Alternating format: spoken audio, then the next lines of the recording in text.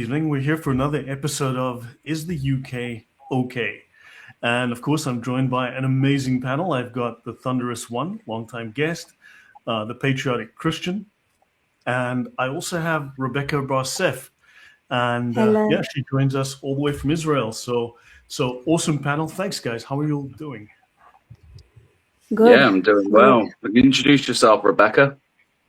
Hi, I'm Rebecca. I'm Israeli. I do geopolitics, culture. I have my own channel. Check it out. It's my name, Rebecca Barsef, if you want to see.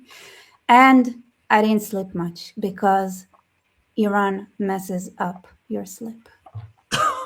Yeah, all the links to all the people on the channel are in the description box. Just check in the description box. You'll see links to all of the channels for the guests. And welcome, Thunderous.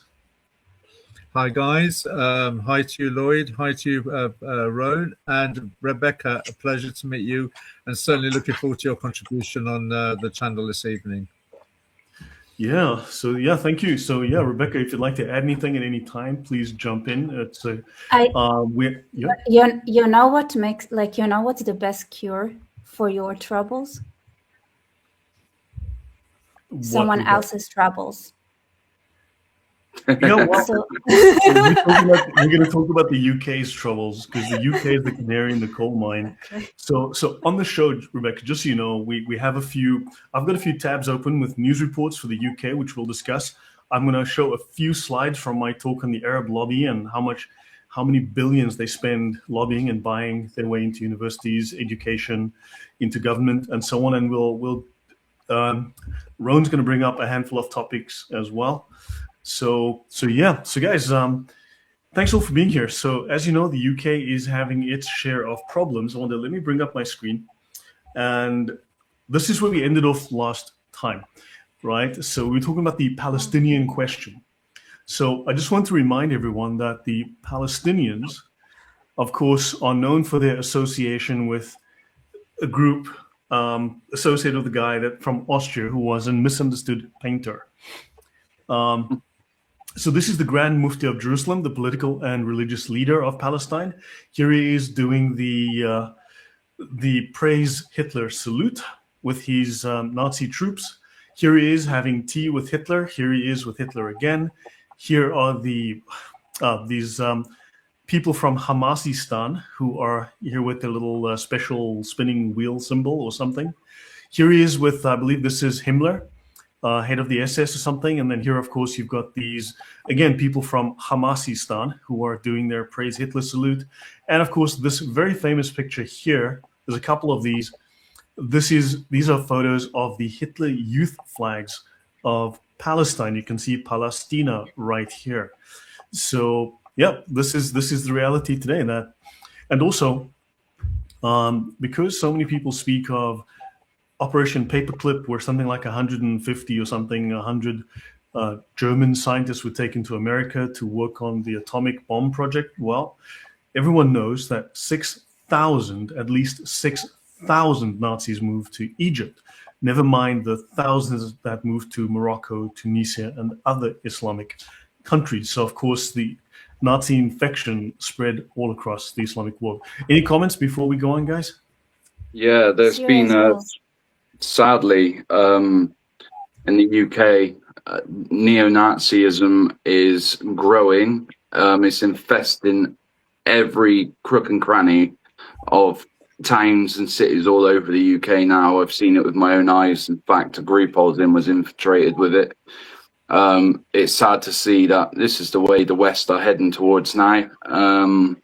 But yeah, I just wanted to add that because I think that's something we all must avoid and call out. But why does it seem to grow at the same time that Islam is gaining political influence? I think that's the trap. In my estimation, when you're looking at Australasia, Europe, England, North America, USA, and Canada, it's not a coincidence, it's a pattern. And they're all experiencing exactly the same pattern, which is a byproduct of an influence of a certain ideology, the one that has a constant struggle with anything that it doesn't accept. So people naturally are affected emotionally by this and are affected in all the countries I've just mentioned or areas that I've mentioned. They are looking for somewhere to go to find a home, as it were, that matches the anger and resentment that they feel internally. So Nazism seems to be a natural default, and I think that is, in my estimation, something that's been engineered. Right. Yeah, Any thoughts from definitely. you, Rebecca? What? Any thoughts from you? Me? I thought we were talking about the UK. I'm just it feels too close to home, Haifa. I studied. Sorry, no, we that's talk where I about a went lot to of things on the university channel, in the Technion. and now we discuss things. We speak about a lot of things on the channel, but obviously Islam is infiltrating the UK, and we do want. So we were going through some of the history of lobbying, and we were discussing lobbying in America, and also the political leanings of these groups. So some of the history and background we covered last week, the last show. Sorry. So, I mean, Arab youths found Nazi club in Haifa. Nazis affiliate with Arabs to boycott Palestine goods. Well, obviously then Palestine is Jewish if the Arabs are boycotting those Jewish Palestinians. Suspect Nazis in Palestine uprising. Nazi handbills openly spread in Jerusalem. Swastika on Arab oranges displeases the Berlin Aryans because they said the quiet part out loud. So, yeah. I'll move on to the slides a bit later. So shall we go through the tabs that you sent me? And then Rowan, you've got 3 things you want to bring up. Right? Yeah. I'll just go through the tabs I've got here, and then we can just free for all it. Yeah. So this is a fantastic quote I saw today. Liberals need to calm down. President Trump is not going to harm gay people, bring back slavery, or strip women of their rights. He's not Muslim. Perfect, nice.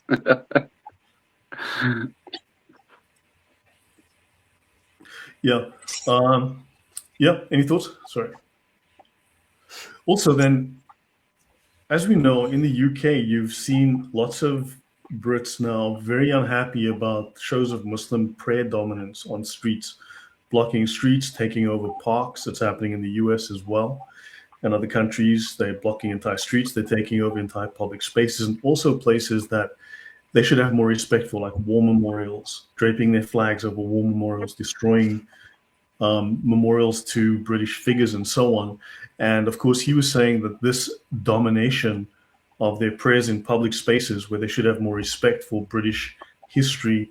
And of course, they tried to, I think, probably have this guy taken to court and thrown in prison. And charges against him have been dropped. But yeah, the mass Muslim prayer gatherings. So you guys are from the UK. I mean, your thoughts on this issue? I think with this one, it's interesting that the narrative in mainstream media seems to be comparing it to other religious ceremonies, whether it's, say, Jews in Hanukkah, whether it's Hindus and Diwali, or maybe any other Christian events that take place during the year. But the thing is, with those events, or celebrations or religious celebrations, they take place on the occasion of the religious festivity, as it were. Whereas Islamic prayers in the streets, these are manifest throughout the year. They're not waiting for Eid, they're not waiting for Iftar. You will find Muslims regularly taking over areas, cordoning off areas, and just randomly praying in the street. They'll pray. They demand office spaces at work, even on the aeroplane. I have witnessed myself a taxi driver, just pulling over his car, getting out his prayer mat, and actually in the center reservation of the road, praying in open air when you could have discreetly driven into a car park if you felt the need to do so. So this is not a situation of, well, let's compare it to other religions, which is the political way of responding. It is exactly what it is. It's a show of force, a show of domination. Because if it was just on Iftar or Eid, you could almost overcome that and then rationalize it in the way that the media is. However, as I said, this is during the year. What would be interesting is if a Christian prayed silently in their head, standing, looking, if you like, innocent and not causing an obstruction, outside an abortion clinic, which is an interesting discussion for today as well, given what the House of Lords are doing, would likely get arrested. Yet this ideology demands the death of Jews, calls all non-Muslims the worst of creatures, demands their subjugation, and yet operates with immunity and impunity. That's my response. Right.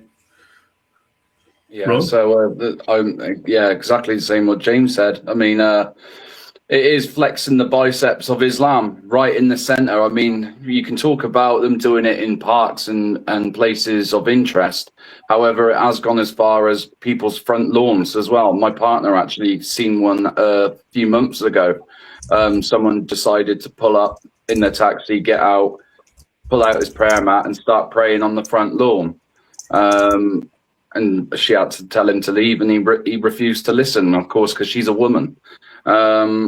This whole ideology, it's of course it's now not saying what it used to say silently anymore. It is literally telling everyone, physically and verbally, that they are here to conquest, they are here to take over.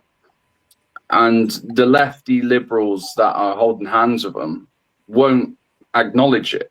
Even when you show them the proof, they refuse to acknowledge it and say, oh, they're just the extreme ones, don't listen to them.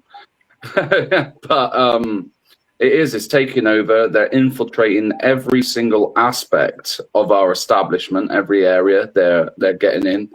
And if we're not careful, if we do not act soon to take down this government, which is given the power to this ideology, then Britain as we know it will fall. Yeah. What's the plan? Like, how likely is it for the Brits to do anything? Well, I mean, I can tell you how we asserted dominance in mixed cities in Israel. Well, to be fair, the people, the feeling, the tension here, especially in the patriotic realm, the people who are, proud patriots, many people who I speak to, they're basically what they'll gladly openly tell you, they're ready. And you say, what for? And they say anything. And that includes CWs, as civil unrest, which is something I wish that, we should avoid at all cost. There is a blueprint which is called Crown, Crescent and Pitchfork, which has already been drew up by experts from the military and those who have studied civil war from the history. And they have projected and made a PDF file for anyone to download and look at, which details exactly how civil war would pan out between Islam and British citizens, which is quite a read, and it's quite frightening to say the least. But it almost points as well as if the state is behind this all as well, and 2 steps ahead.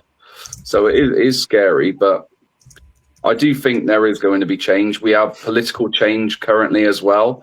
We have Restore Britain, which has just come out, and they've started taking action against some of the ideology which is affecting women, and banning halal meats and so on and so forth. So yeah, people are beginning to speak about it. They just need to talk about it a bit more openly. But now we've got blasphemy laws being brought through the back door. It's I think that's going to cripple some people from their speech.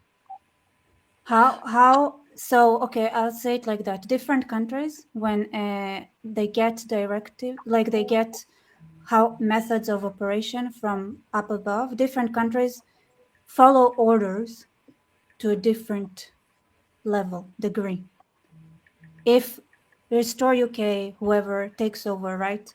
Do you think the bureaucracy and whoever is underneath would actually follow whatever they are being told to do?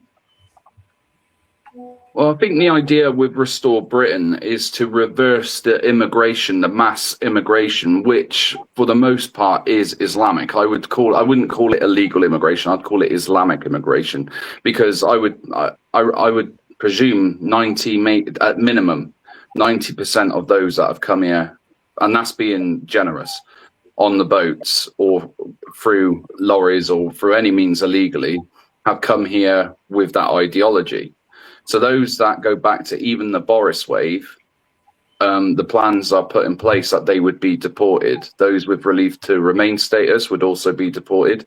Criminals in prison would be deported. Terrorists, they would be gone. Okay. All those on the watch list, they would be gone. So, yeah, there's that. I'd start with cleaning all the Muslims out of the police ranks. Yeah, what did you say you guys did in Israel in these mixed cities to deal with the supremacy issue? We'd beat them up in the streets. Oh, okay, that works. That's one way of handling it. Especially you know what's strange? Like people don't realize the third world is a different mindset, and these are third worlders. These are not first worlders. Yeah. And people don't realize the third world thinks differently. It doesn't logic the same way. It's very irrational and very emotional. And when I was working in the Middle East, one of the things I learned is with certain cultures, you can be as polite as you want, and they'll walk all over you until you're aggressive, very aggressive, even rude. And then suddenly it'll be yes sir, no sir, 3 bags full sir. You know, they respect that kind of authority that's mean, harsh, but they will take advantage of kindness and politeness. And sometimes that aggression is actually what is necessary to deal with some of these cultures. It's unfortunate, but the world is not this beautiful little squeaky clean place where everyone tries their best.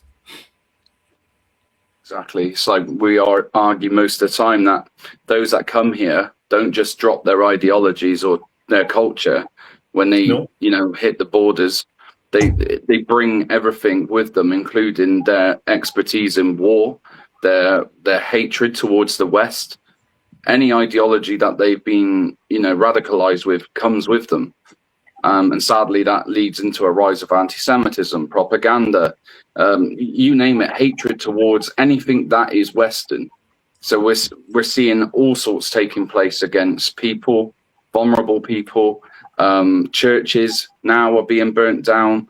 The place, what we call home, which was once a global power, now is resembling a third world country. So it is worrying. Yeah, you've imported the third world. I just want to mention something we covered last time. Children's drawings could be blasphemous under Islamic law. And this is not a joke. This is legitimate. A child in preschool drawing Muhammad, drawing Jesus, drawing Buddha could literally be expelled from school, have his parents called to the police station, or they could have a court case against them, or maybe have to go into hiding because peaceful Muslims want to kill them for drawing Muhammad. So certain religious drawings could literally be against the law, and your 3-year-old could be guilty of a crime. This is what's happening in the UK. Just to add on to that, I think this is another example of what's known as a slippery slope. The problem you have with a slippery slope is that there's no end to the slope. Once you start going down, sliding down, it just goes further and further down into the quagmire. Now, it starts off that they want to stop children drawing, say, religious figures. But we all know that angels do not go inside houses if there's images on the wall. So if you're starting with religious iconography or religious people, say Buddha, or maybe any of the Hindu gods, Jesus, Moses, whoever the character is, that's just the start. At what point does it start filtering down? Well, we don't want children drawing human beings anyway. Then we don't want children drawing animals. I mean, these are things that children draw naturally anyway. If you was to give a crayon set or a paint set to children, instinctively their first drawing or amongst their first drawings will be of some animal or a human being of some sort. So this, in my estimation, is a beginning of a direction of having Islam influence how children will be brought up in schools. And the thing is, they're saying that they don't want children drawing things, which which is absolutely outrageous. When you go to people's houses and they've got children now, what's on the fridge door and with the fridge magnet? It'll be a painting or a drawing their child did stuck onto the fridge door with a fridge magnet. That's just typical houses in the United Kingdom. It may extend to Europe as well. Yeah. The thing is, once you start doing this, when will it happen that when you go into the school, the Muslim says, well, you've got pictures in the classroom. We can't have these pictures in the classroom anymore, or our children can't come. You need to take them down. This is how it starts. I mean, in fact, there was a school that the entire school could not eat lunch because they had one Muslim student who was fasting. Yeah. I mean, that is insane.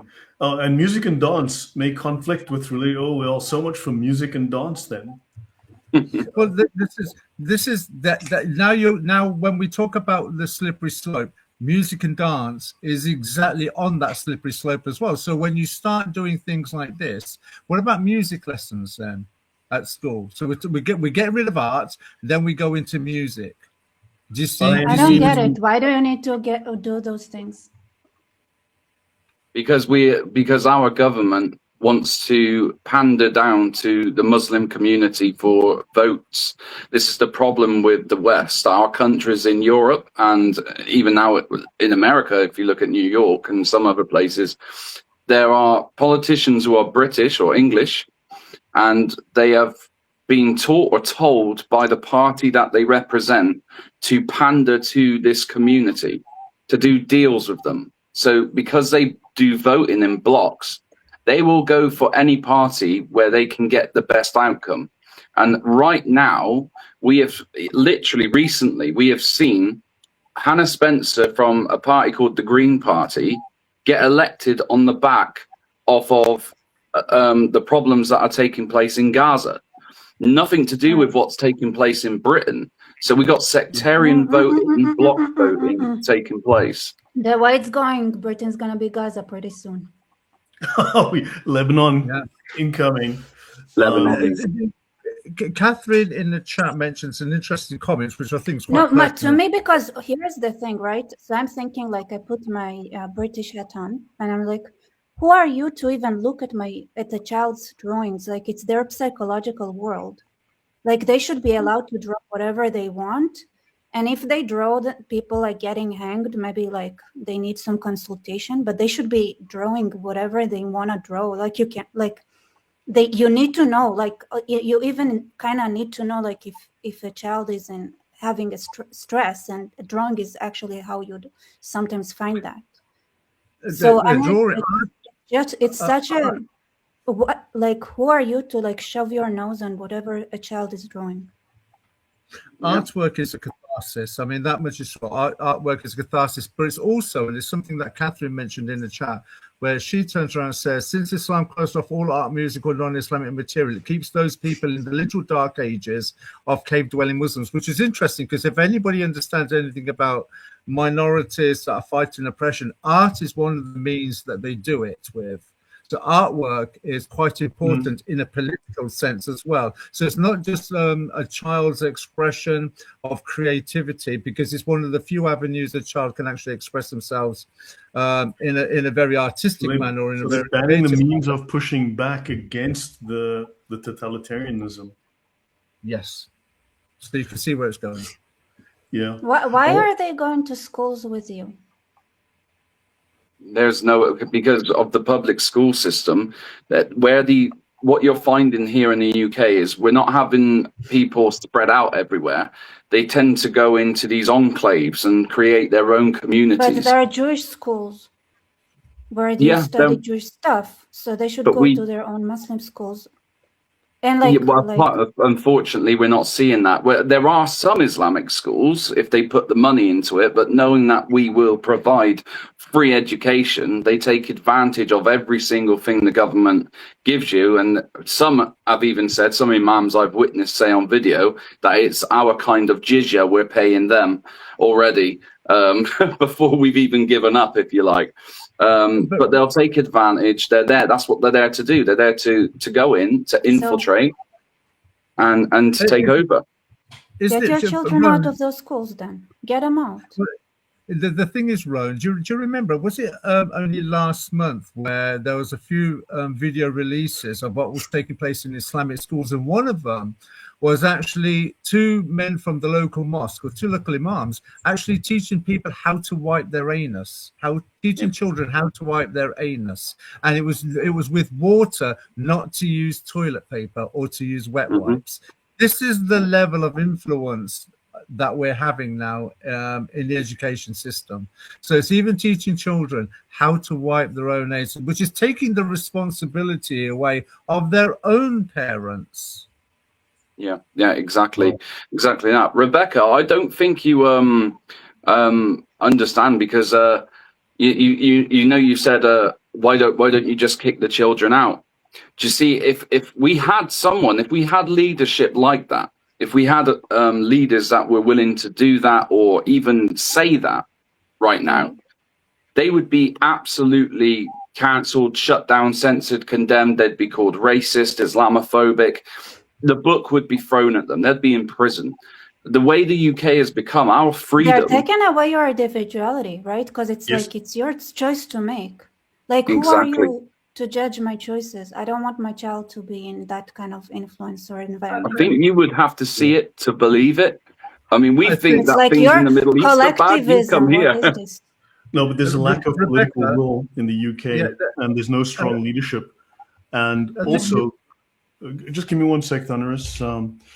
What you've got is that the left doesn't understand Islam. What it does know is that Islam hates Christianity, Islam hates Jews, Islam hates the Bible, and they both do, in fact, hate, they hate the Bible, they hate the God of the Bible, they hate Christians and Jews, they hate Western civilization, and these guys are the same like them in that respect.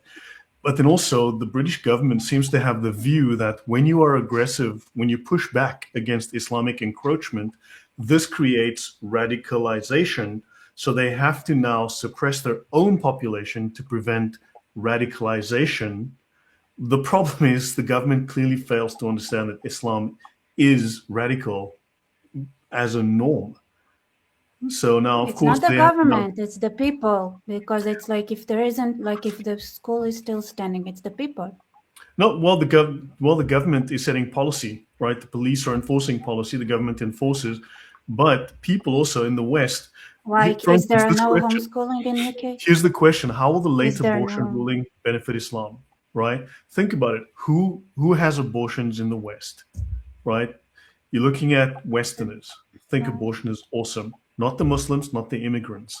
So, of course, you're going to be suppressing the white native populations, and you're going to benefit the immigrants, right? Because the lack of identity, as you start robbing and stripping the cultural symbolism of that country, the flags are a problem. Remember, the government in the UK has now declared that the English flag is actually a sign of terror and a sign of hatred and intolerance and should be suppressed. But also, look in the newspapers. You will see you will see Eid greetings all over the paper. I don't recall seeing a lot of necessarily Christmas greetings everywhere. And then also look at Mamdani in New York, right? It's not okay to mix religion and politics because that's wrong, state and church.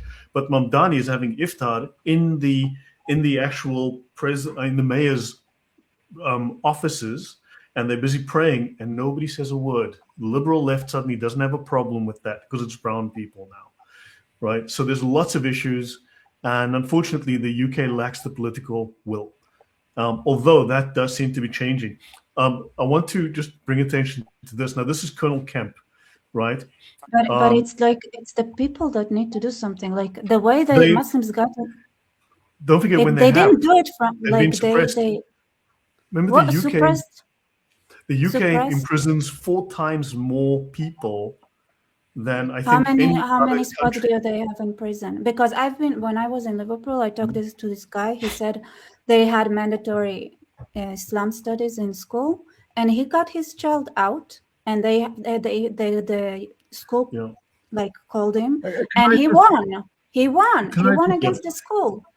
It's a lot harder in the UK, but he chose to fight. And that's the problem. They've just passed a bill here in Parliament So they did it in Wales first, but they have passed it now in England, I believe. I believe it has been done, where you cannot take your children out of school. And if you do, and you try to homeschool them, social services will get involved and potentially could take your child away from you. So there's but that and the threat of imprisonment as well. You need to do it, but Rebecca, a lot of parents together. But Rebecca, it doesn't work like I don't. Maybe things are clearly diametrically different. Listen, okay. So this is one of my favorite things to say, okay? Because I grew up thinking the Brits are hypocrites because they were super pro-Islamic and pro-Arabs, and they went against the Jews when it came to Israel every single day. Every day they did whatever with they the leadership, you'll see that. All right, and they did the same with Hindus and Muslims in India. And I always thought that the Brits were hypocrites until they started doing it to their own country, and then I was like, oh. No, let's not dwell. Whatever the problem is, it's not homeschooling issue. I mean, this is not a big issue. The laws in the UK are different to the laws elsewhere, and unfortunately, the rulings are going against the population. So until there's a serious political change, different political leadership, the native Brits are seriously with their backs to the wall. Now, this was an interesting article. Why are you not breaking the plates? Like, I don't get it. How many of you? Hold on, because now what's happening is that the government is well aware. The government's been studying this for years, and it's seeing now. Right. So the predictions are that there will be a civil war. Right, potentially a three-way civil war between the native Brits, immigrants, at least certain sections of the immigrants, as well as the government against its own population. The government is afraid of antagonizing its voter base, which is the immigrants. I mean, they are polarizing their own natives against them. And what happens is this guy is saying, look, he sees no way. Now, this is not the only professional speaking out about this. It's well known that civil war is expected within the UK within the next 5 years. Some incident is going to trigger it, and there's going to be a massive three-way fight. And they think of it as like Northern Ireland, what happened there, the Troubles, but on a much larger scale, right? And he speaks of this. This is very interesting. You can look this up, Colonel Kemp, about religious war in Britain. Yeah, so he's amazing. Become something. This is going to go bad. Everyone knows we're at the tip. We're on the cusp of it, Rebecca. And the problem is you've probably heard this saying before, that the British are known for their tolerance. Okay, we are very tolerant people, but there is a point where it will go past where the actual fight and the spirit of the British people will come out, and we're seeing that people are literally at the moment they're almost red in the face. They just need that extra last push, and once they do, that will be it. But, you know, again, this is something we need to try and avoid. I believe personally, we should do it through the political route. But to say like that the people are not doing anything, I mean, it would just be, if you go back into the 1930s or 40s, it would be like saying, well, why didn't the Jews fight back against the Nazis? Well, I mean, there's always that pressure. They fought the Nazis in New York. In New York, they went out and beat them up, and they were out. In the rest of Europe, they were a tiny minority. They couldn't. It doesn't make sense. You are the majority. Rebecca, and by the way, for the record, I want to say, for decades later, they were blamed for not fighting the Nazis. No, so there was. I mean, I live in Poland. The Jews were like very, very, very unhappy with the fact that the Jews went down without a fight, and it's something that was considered a great shame. Okay, Rebecca, point of order. We're dwelling off the topics. Really, we're going into irrelevancies and into tangents that aren't really. You added a Middle Eastern person here, and you thought it's not going to be emotional. Yeah, that may be. However, we still like to stay on topic, and we would still like to. Can I just respond to Rebecca's points, and then we'll move on. I think Rebecca clearly doesn't understand what's taking place in Europe and by extension into England. And if you don't mind me, Rebecca, just let me continue. In this country now, there have been many, the laws actually go back to the 90s, and we started seeing laws and rules implemented to protect certain other demographics whose lifestyles were contrary to nature, okay? As we move forward into the noughties, pejoratives were set up as brandishing marks. For instance, if you spoke out about something, you were a racist, you're a bigot, you're Islamophobe, homophobe, or a transphobe. Now, these words, you're right, they are only words, but the impact that these words have in the United Kingdom is that they can ruin your career. Now, I can provide images of people in other countries that have said things like a man cannot be a woman and have lost their career. Okay, yeah. I can bring you articles of people who have silently prayed in their head outside of an abortion clinic, and they've lost their careers, like certain army officers. I can go on and on and on. It is not as if that we are incapable of fighting or responding or being belligerent. We quite clearly are. However, the law has been set up to marginalize those who react with a righteous indignation. That is the problem. It is not cowardice. It is not weakness. It is not reluctance. We are fighting one ideology on one side that is quite belligerent and is quite capable.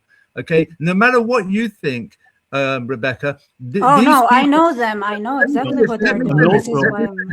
Let me finish, because I come from this side. I come from this ideology. These people are quite clearly capable and willing to die if it means to kill you. Now, I have been brought up as a martial artist, as is my family.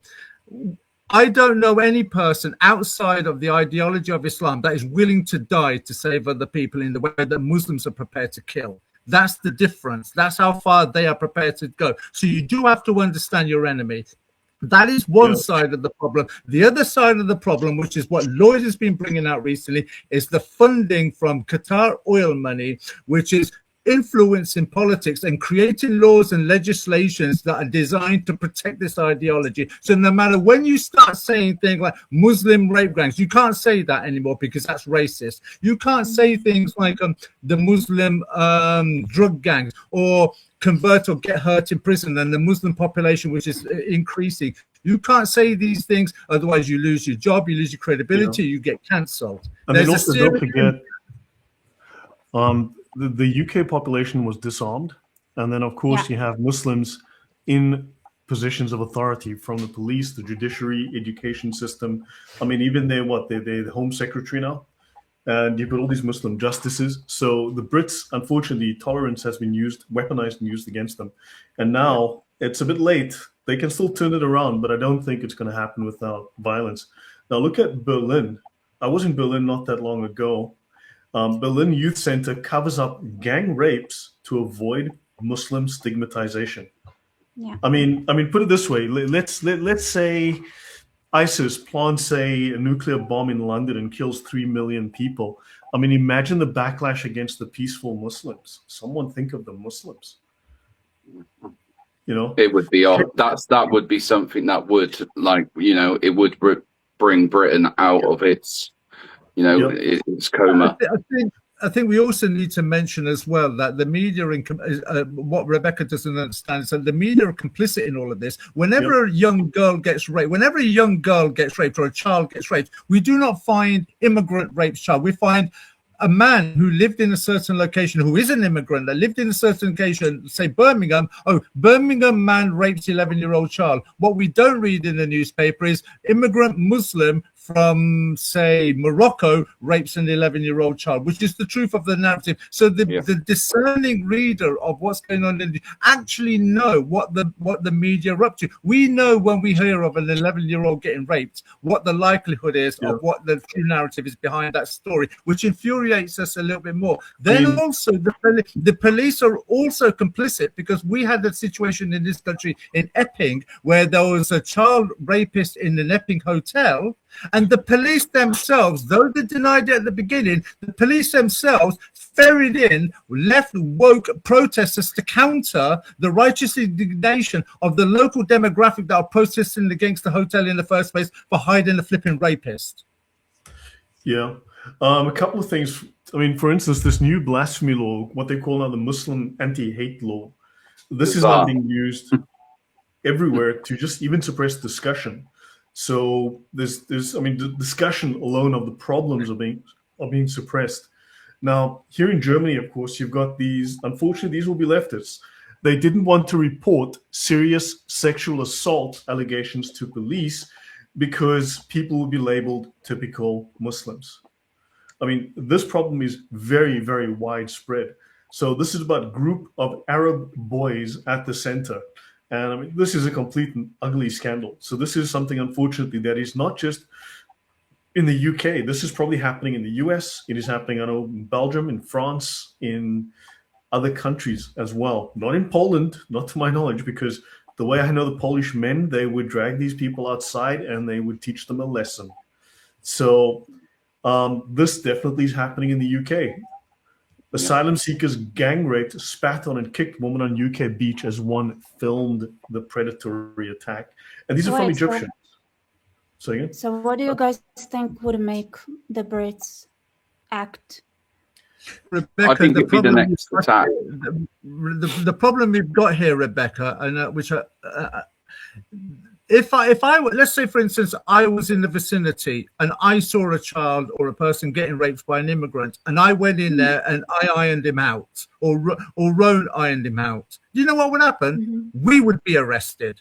We would be arrested for being Islamophobes or racists or xenophobes. That would be exactly what happens in this country at the moment, because we've got situations in America and England where that has actually taken place, where people have broken into people's houses, people have defended their own house, okay, and the people and have actually been arrested themselves. We've got a situation where over in Deantanger, which was reported in the media, where a mile away from the school, a toddler school, there's a hotel with immigrants. The immigrants were walking over to the school and filming the children in the playground. You have to ask the question, why are immigrants filming children? When the parents made a complaint to the local police in Milton Keynes about the situation, you know what the police's response was? That is just their culture. This is what we are up against. I'll give you another example as well. There was some girls that were found by their fathers in some of these groomers or gangs' houses, and when the fathers arrived to come and pick up their daughters, they were arrested, and the girls were told to stay with the men. And there were other cases as well where the girls went to the police for help, and the police actually sexually assaulted them in the back of the police car. So it doesn't matter, even if you use or try and use the police. The only answer is, what I know what you're suggesting is, why don't the Brits rise up and sort this out and get them out and sort it out? No, actually, that's not what I'm suggesting. It is very more complex than no, you know. I understand. Yeah, so it is. The establishment is against us. I think you guys need foreign intervention, to be honest. No, look, something is going to happen in the UK. No, I'm not joking. That much is sure. I think something's going to happen. Unfortunately, you don't have an armed population. But I would say the Muslims, well, as the Muslim police have told the Muslims walking around with weapons, please put your weapons in the mosque. So I'm certain they'll have some weapons in the mosque should they want to conduct. What's mosque for? Yeah, so this is one of those things. So reports of children as young as 11 abused in West Midlands mini-marts, the BBC reveals. So, well, the BBC got something right 3 days ago by accident, no doubt. So, yeah, I wonder who did this. Do you think it was Paddy O'Shea, or do you think it was someone with a different kind of name? It's going to be a Brit, isn't it? This is the situation where the 11-year-old was being that's the one, and yet this is another example of the local authorities knew, the police knew, the local authorities had evidence, but the police didn't want to do anything about it. Yeah. So now this is something because you're on, Rebecca. That's why I added a few things, but so I'll go back to a few slides as well, and as we discuss, but just something to keep in mind that none of this happens in isolation, right? In 1967, when the Soviet-backed Arabs lost badly to the Israelis, they did a great deal of research because they realized they could not defeat Israel and America militarily. And the Russians and the Arabs then realized that they had to defeat them using propaganda. So they had to infiltrate into the media. They trained thousands of people to become propagandists and, of course, spread this idea. So the KGB launched an operation called SIG, right? The SIG operation. And it's Sionetskие государства, or the Jewish or Zionist government. So this was this was to create the idea that the Jews are trying to take over the world. Now, of course, we know Islam under the Sharia. Sharia is Islam. Islam is Sharia. And of course, they are required to establish Islam all over the world. They're required to create one world government under the Sharia. They're required, Islam will enter every home and every heart. You see this. This is a statement you see regularly with imams. It's not a neutral point. It's a threat. Yep. It's a statement of intent. So after the defeat of Soviet-controlled Arab states in the 1967 Six-Day War, the Soviet Union started a widespread undercover campaign against Israel involving propaganda and direct military support, funding, arms, and training to terrorist groups declaring Israel as their enemy. The USSR took the decision to increase anti-Israeli sentiment by disseminating anti-Zionist propaganda using previous anti-Semitic tropes from Western culture. Right? So this was devised in 1972 to turn the Arab world against Israel and the United States. At its core, the Soviet anti-Zionist campaign was a campaign of propaganda and disinformation to which, as far as I can tell, Candace Owens and Tucker Carlson now subscribe. It built and weaponized narratives based on made-up or twisted facts. It distorted history. It employed classic propaganda tools such as deception, guilt by association, and repetition to inculcate key messages. It shamelessly played on people's sentiments, and it used both Soviet Jews and Muslims as instruments of propaganda. So this document covers this in some depth. That's the document here, Informing Science, right? The KGB and anti-Israel propaganda operations. This was published 6 or 7 years ago. Also, I mean, what I'm seeing at the moment, of course, certain people on the right, you're looking at Nick Fuentes, you're looking at Cancer Owens, and you're looking at Tucker Carlson. He's changed. To see the change in that man is shocking to me. It's incredible. Radical, isn't it? It's extreme. Your guys' thoughts on all of this? They don't want to stigmatize Islam, because the media is saying it's part of Islam. Exactly, yes, we all know. But you see, under the Sharia, it's illegal for Muslims to create a poor image of Islam. Islam must be presented as perfect and blameless, as perfect and innocent. So therefore, it's actually application of the Sharia. It is simply Sharia law applied in a Western context with Western characteristics, where you do not bring shame on Islam. So therefore, they have to cover it up, have to hush it up. I've covered this in my discussions on the Sharia already, but you cannot cast blame on Islam. One, the Muslim who casts blame becomes a traitor and the death penalty applies to him. And two, the non-Muslim is now insulting Muhammad and insulting Islam. And of course, just out of sheer coincidence, the death penalty applies to him too. Yeah. Your thoughts, guys? Who's first? I would say, I'm just trying to read the names that are involved. Informing Science Institute. There's loads of, this has been obviously going. So when's this go back to? Did you say? 67. They started after they lost the 67 Six-Day War. They realized they had to do something to try to defeat America and Israel non-militarily. Wow. So just so you know, for the audience, this is in the Sharia. This Sharia manual focuses on insulting Islam. Whoever insults the Prophet is to be killed, whether they are Muslim or disbeliever. Killing is prescribed on him, the one who insults the Prophet. Any non-Muslim or Muslim who insults the Prophet is to be killed. That's the first 3 chapters. I think that kind of summarizes the problem. And look at the third one. It says, and repentance is not nor sought from him. So it's an unforgivable crime.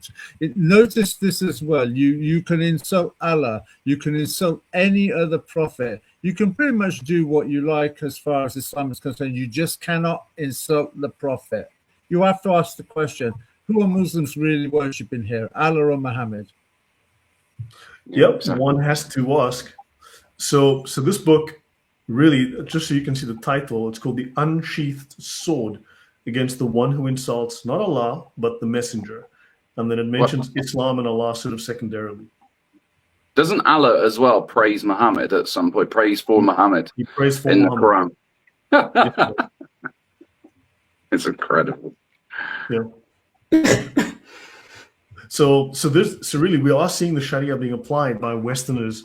Maybe they don't know that it's explicitly applying the Sharia, but that's what the UK government is now starting to do. So this unwillingness to insult Islam, in other words, to even provide factual criticism, this is called insulting. And so they're applying the Sharia. Yeah, you always see as well in debates, they say that they try winning people over with dawah by saying a Muslim is someone who submits to God and only God. But then if you tried saying your shahada but didn't mention Muhammad's name, or Muhammad was a messenger of God, then you're not a Muslim. But they'll try and argue that back and forth until they go red in the face, and they always expose themselves in the end. Yeah, exactly. Yeah. So the problem is not as simple as one would like it to be. I mean, Israel, you have missiles dropping on you. You understand how bad it is. The UK doesn't quite have that, but no, it's not the same thing. No, exactly. But the UK. First of all, like, you have to understand that we are Jewish, and that's by itself is a very strong identity that doesn't have a lot of place to compromise. So so there are a lot of things, like, it's just different type of thinking. See, patriotism has effectively been outlawed in places like France and Germany and the UK. If you're patriotic, you can go to jail for it, for saying patriotic things, for doing patriotic things. You could lose your job. You can be vilified in the press. You can end up in jail, and people have. So this is a serious problem. This has been a propaganda war waged against patriotism, because patriotism is then conflated with Nazism, because now you are on the far right because you are patriotic, because you believe in your culture, your race. And so this is a serious problem that the UK is facing right now. I mean, and now, of course, Shakespeare's birthplace is to be decolonized after white supremacy. So they're not only going to ban dogs in the UK, I wonder for whom, but do you think it's the Buddhists that are doing this, that are causing this? No, it's got to be the Hindu. Can I just stop for a second? Because I love these kind of comments. People are saying, Israel is allowed to defend itself, UK is not. Pretty much. What are you trying to say here, Catherine? The UK, they've been disarmed. No, the Israel, UK has been disarmed. No, but that says Israel, not Israelis. It says Israel. That's pretty much what is this because it's not the first time, because I've also seen other UK people from the UK going around and saying, Rebecca, Israel is allowed to defend itself and the UK is not. As if it has anything to do with us that you chose to. Well, Rebecca, a moment ago you said that if something like this was to happen in Israel, the person will get beaten up. That's what you said. We can't do that in this country because no, but that's different because it's Israelis versus. She wrote the country, not the people.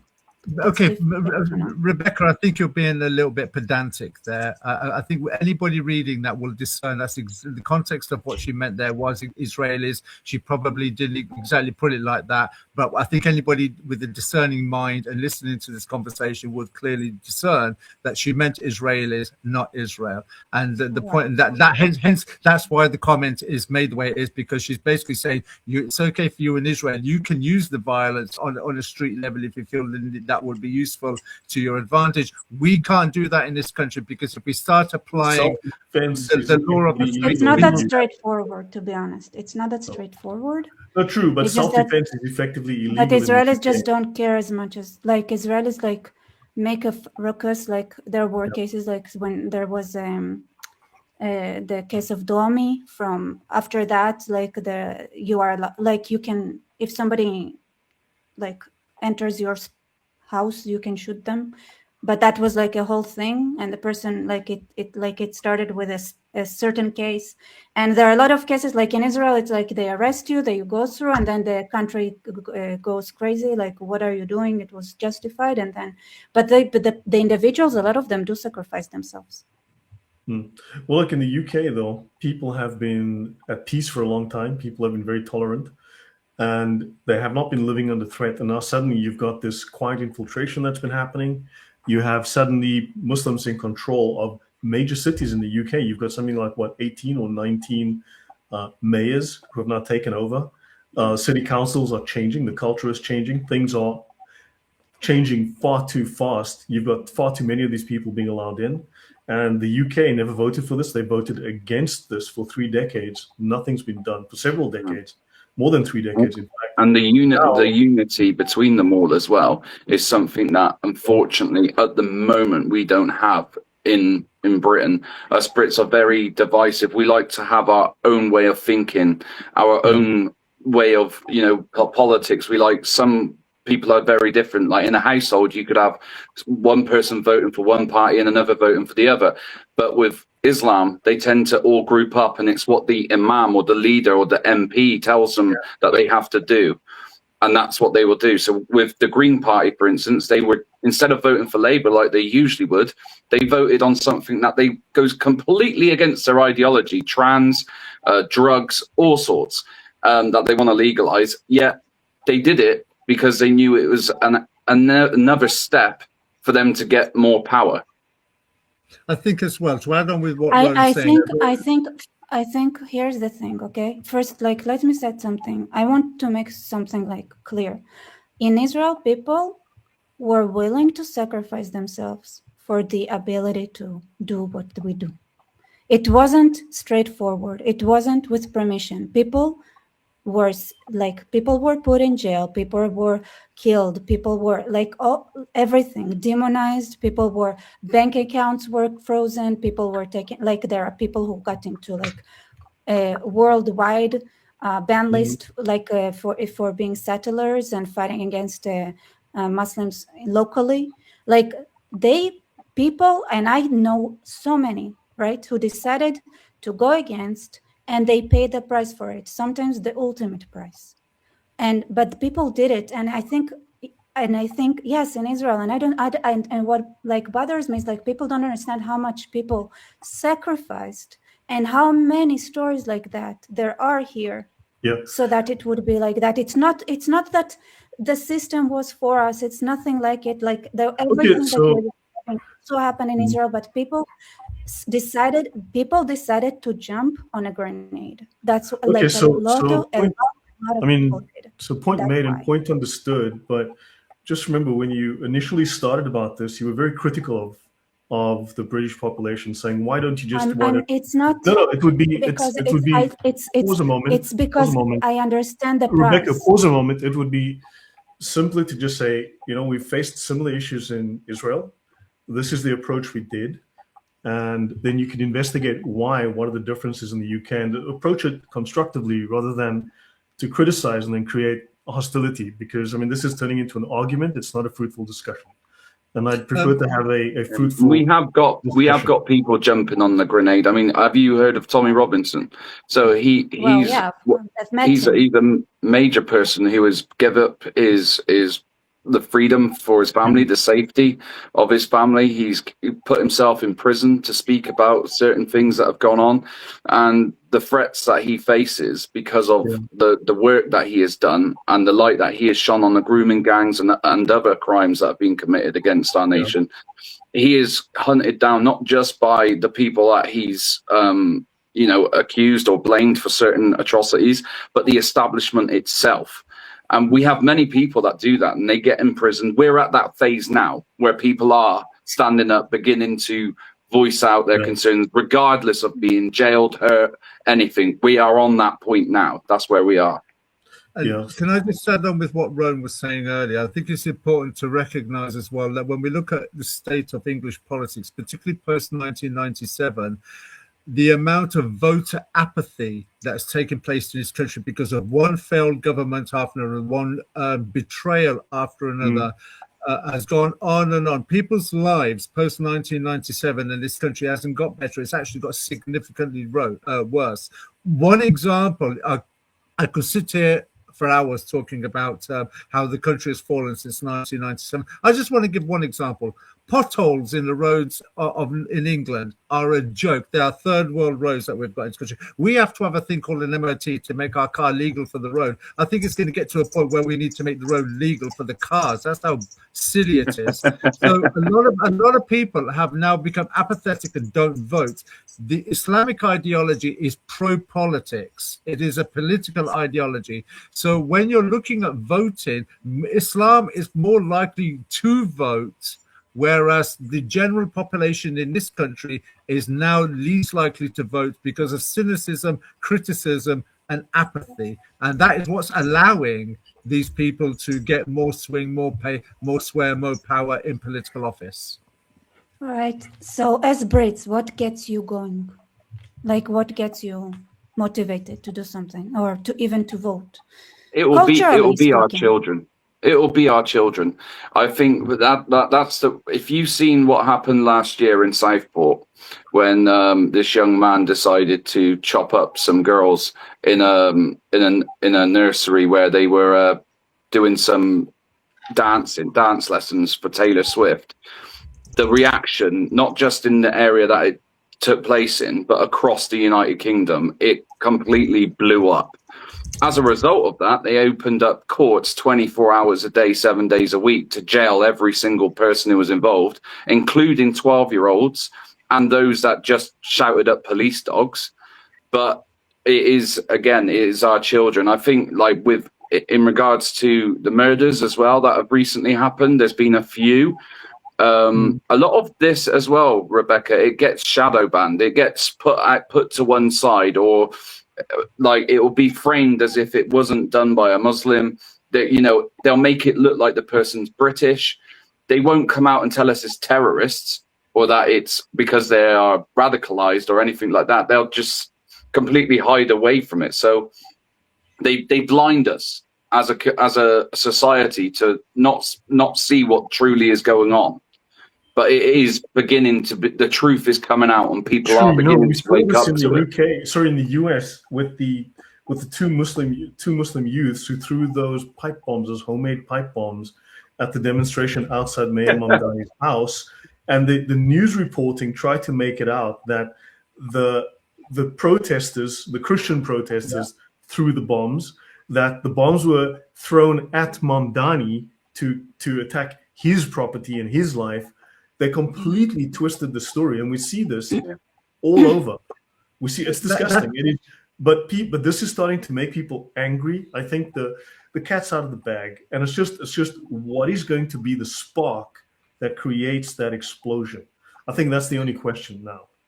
Yeah, I think, and that's something that you and I and Rowan have mentioned for several months now, that it's building up to a crescendo, and there's going to be a catalyst that once that flame starts, it'll be like a wildfire that spreads. We've already spoken about, for instance, how the media are complicit. Just going back to the Mamdani thing and the two protesters, attempted murderers, the Islamic attempted murderers in America, they were more interested in framing the far-right protest as it was. You had leftist people there video recording the protest for their narrative. And if you look at some of the footage, the Muslim jumped on the back of the leftist protesters to throw the bomb, then run away. And that leftist protester who could have died in that incident then went on moaning about the perceived far right than the attempted murder of dozens of people in that vicinity, including himself. And when you listen to or read the transcript of Mamdani's reaction to it, he was more interested, when you look at the words used, were more aimed towards the far-right protest as it was deemed, and maybe one or two sentences as far as the reaction of the two Muslims were concerned. This is the world that we're living in, Rebecca, where the media are complicit in and also gaslighting the minds of people who actually are familiar. Look, there's been 45,000 plus attacks since 9/11, and there are 40,000 plus Muslims on the terror watch list in the United Kingdom. How many far-right attacks or murders have there been? Go figure. Yeah. Also, that airport attack where those guys literally broke the nose of a policewoman, attacked several policemen. Are they in jail? No, and they had a Muslim lawyer represent them who last night was arrested for racially assaulting a police officer, which you couldn't write. But going back to that assault, that thing with Mandani, you know, the lefty that the guy used as a platform to jump off and throw the nail bomb. He was actually saying at the time it happened, we are all welcome here in New York. We are all, you know, this place is for everyone. Yeah. And then you got this terrorist use him as like a trampoline, if you like, to throw a bomb at those opposing him. You couldn't write it. You couldn't write it. Yeah. I mean, it would be Islamophobic, as Laudate is saying, to put them in jail. You can't have that now, can you? Because they were doing a lot now. This putting in jail is now causing another problem, because the police and the judicial system have now been advised that you have to watch what crimes and sentences you're giving to certain minorities, because this includes black people as well, because it could be deemed, if there's an overrepresentation of, say, Muslims or blacks in prison, you could be deemed Islamophobic or racist, meaning we need more white people in prison and less Muslims and blacks. Otherwise, it's deemed that the legal system will be against minorities rather than indigenous. You forget the per capita facts that certain crimes are committed by certain minorities disproportionately more than the white indigenous population. Yeah. No, and not to forget as well, the prisons themselves are ran by Islamic gangs. And if you're in there to be safe, the only way you could be safe and have a prosperous time during your sentence is to convert or submit yourself to Islam. So it's worrying. Yeah, I think people are going to see the change slowly happen. But I mean, the template, oddly enough, the template would be Eastern countries like where I live in Poland, Hungary, and so on. Those are the countries that people turn to for an example. But if you look at Poland, it's a very Christian country, and just to annoy a bunch of people, it's Catholic, 95% Catholic, and they are extremely nationalistic, and also very white. So if you put all of those things together, it's like all of those toxic things are what is keeping Poland, you know, culturally secure, maintaining its cultural inheritance and making sure it becomes an example, you know, to the rest of the world. Yeah. I was just reading the comment, George Galloway, the Judas of Scotland, sold out Scotland. He did. Yeah. No, I mean, things are definitely changing. I want to go back to the slides for a moment. Because the discussion as well, I covered some slides last time on Muslim infiltration and Muslim money, and just looking on some of the typical arguments. In this case, this slide, I put this together 5 or 6 years ago. Thunderous and I did it once before. Israel technically has peace treaties only with 2 of its neighbors. Now, I think the rest of the world is slowly catching up and starting to understand the Islamic problem that Israel has, right? Israel has peace treaties with 2 of its neighbors. So technically, Islam is still at war. That 1967 war, that war technically is still going on, right? So Iran is openly hostile. I wrote this in like 2019 or something. Given the risks and threats, Israel must maintain strong defense. Now you've got roughly 180,000 active Israeli troops and 2.36 million Islamic troops plus jihadis, right? Now, aid and military purchases basically come from only the US. Few countries want to sell Israel arms. So therefore, you know, everyone wants to destroy the US-Israeli relationship, cut them off, so that obviously then the Muslims can take out the Friday people or the Saturday people and then attack the Sunday people, right? So let's have a look at top 10 US weapons clients. Number 1 is Saudi Arabia. It's the biggest beneficiary of US weapon systems. Surprising that it was Saudi. I'm surprised by that. Yeah, that's exactly it. Now, if you look here, the US biggest arms export partners, Saudi Arabia, UAE, Iraq, Turkey.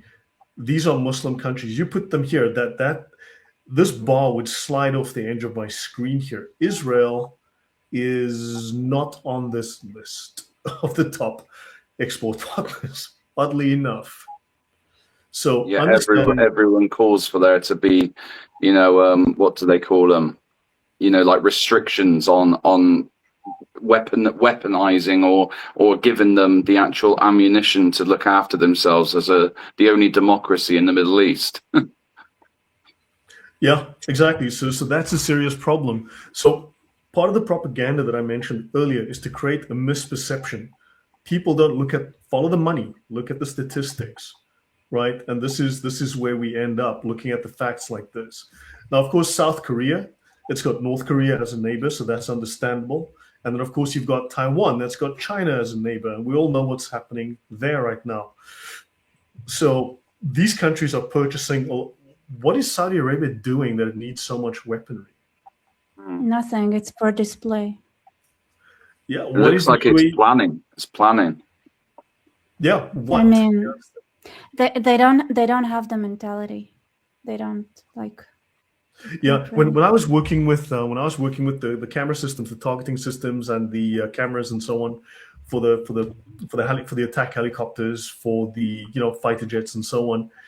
All of the trainers were foreigners, Canadians, French, Germans, Americans, UK pilots, and so on. And they would tell us that let's just say I've been to enough flight tests and missile tests and artillery ranges to realize that the Arabs couldn't shoot a barn with a rifle if they were standing inside it. They used to throw in rocks, aren't they? So yeah. Or they're vandals. Yeah, but understand, I mean, this is where the money is. This is simply because these people have the money. They've got huge amounts of weaponry. The US's biggest arms export partners, from another list here. Israel's down here. If you look at this one, value of arms imported from the US 2015 to 2019 by country. Israel is here. Now you add Qatar. Qatar brings in more weaponry than Israel. And we know that Qatar is funding the Muslim Brotherhood. Qatar had its head up Iran's ass. You've got Iraq at the same level. And then you've got UAE and Saudi Arabia once more. And what's interesting is I used to personally know the head of procurement for the UAE army, military. And so he would make all the arms purchases. And he was telling me, and I've said this before on the channel, he told me explicitly in their best scenario, wargaming, first of all, the Gulf countries were terrified of Iran. I went to numerous countries to do jobs because the Iranians were stirring up political tensions. They were causing all sorts of riots and things were breaking out badly. And this was causing all sorts of chaos in various countries. Bahrain was one country where it was pretty bad. Yeah. I spent some time there because of it. And in fact, the Saudis entered Bahrain. And the problem is that one of the reasons you have American groups stationed is one, because of the fear of Iran, and two, everyone's also afraid of Saudi Arabia. The Bahrainis want the Americans' fleet there because then they can say to the Americans, the Saudis don't want to leave. Can you help us push them out the border again, please? And that's kind of what happened. The Saudis came in and the Saudis didn't want to go back out. Same with Qatar. Qatar has the very same fear. We installed radar systems where the Qataris could look 20 Ks into Saudi and detect any movements of troops and armored vehicles into Qatari territory. So it's illegal, but hey, at least according to international law. And also the head of procurement was saying the major fear was Iran. And their concern was that if Iran decided to, and they felt that they would, invade the UAE, they would take it over, best case, 2 hours. They'd be able to hold them off. 2 Really? hours. They said standard planning says that the Iranians would invade, massive fleet, fast attack boats, send their planes over, bomb the runways, and they would take the country over. The UAE, the entire UAE would be subdued in 60 minutes. He said this, they're wargaming 60 minutes. Best case, 2 hours. They were terrified of Iran. I installed a radar system in Oman, and we were looking all the way into the harbor, on the coastline, the major harbors of the coastline of Iran, to detect ship movements. And of course, there's lots of tankers going through, so obviously they use the tankers as cover. But Iran was a serious threat back then. So yeah, you were in the military. Rebecca, do you have anything you want to add to that? I mean, It's my neighbors. I know them. Just like you describe exactly as it is. Yeah. So understand, if there's a threat here, it's going to be Saudi. I mean, that's a big number over here. That's a huge number. But so just imagine even more so that if all of them decided to unite and form a final caliphate. A bigger threat is Egypt. Honestly. That is worrying. Yeah, you know, this Albanese in Australia. I mean, yeah, what is wrong with these leftist liberal presidents? What is wrong with these people? Keir Starmer is such a weak, blubbery man. Yeah, Trump's exposed him a few times in the past week, hasn't he? And but yeah, Albanese, he even the interview he gave after he was called a putrid dog and chased out of a mosque. He denied it even happened and said he was welcome there and everyone loved him. Wasn't that bad? Yeah. It's incredible. Yeah, this one is correct. The only people who should represent us British is the indigenous people of Britain. We are sick of migrants influencing our politics. And I think you have that right. I live in Poland. I have no say in the politics of the country. And to be quite blunt, I'm excluded from certain jobs. I am probably the most highly experienced person in terms of national security, border security, literal protection, in terms of long-range, wide area surveillance in the whole country. Do you think they'll give me a job? Hell no. You know why? Take a look. That's why. It's as simple as that. That's how it is here in Poland. Okay? It used to be called other things back where I come from in South Africa, but they understand this is our country. We run it our way. And sometimes that's just how it is. The thing is, though, Lloyd, we had a situation in this country, I think it may be 2 weeks ago. Rowan may know more about this than I do, because I only caught a brief snippet of this, where a Christian preacher was in London, a particularly predominant Bengali area of London, right, and was making comments about Islam. The Muslims got into, well, as you can imagine, the hornet's nest was stirred and some police came over. But interestingly enough, the police woman sided with the Christian preacher and basically was saying, well, if you don't like what he's saying, go away or just walk somewhere else or just ignore him. However, it was the responses of the Bengali community that were interesting when they were saying, this is our area. This is our Muslim community. Well, look what happened to that restaurateur. I mean, it's in his religion, it's compulsory that they do not have halal slaughter. And he said proudly non-halal. And now he's been arrested for putting up a sign and being heckled and harassed. He's been arrested? Yes, he was arrested by the police. He was arrested for he was actually threatening people. No, the man was just angry. Come on, he's had thousands of phone calls. Yeah, he can't take bookings. He can't do business. Mobs have been outside his restaurant for weeks, and he's like, "Look, if these people come and attack me, they've been threatening to rape his daughter." I mean, the man's played some of the recordings. His family's been threatening. He said, "If they come for me, I will attack them." And the police like, "Oh my God, you're threatening these people. How about you go and threaten the people calling to say they're going to rape his daughter and his wife?" Yeah, he was arrested for the video about his kirpan and displaying it. But he's not actually a Sikh. I don't know if you knew that. He's not actually a Sikh. No, he's there's a lot about him as an individual it's still wrong. Don't get me wrong. You should, if you will, have the freedom of or not to be able to choose whether you want to serve halal meat or sell halal meat in your restaurant or shop. However, as that individual, he is someone who I know who is he does things for clout. Let's just put it that way. Yeah, but still, I mean, look, everyone's going to look at this and go, he gets arrested when mobs are threatening him and his family.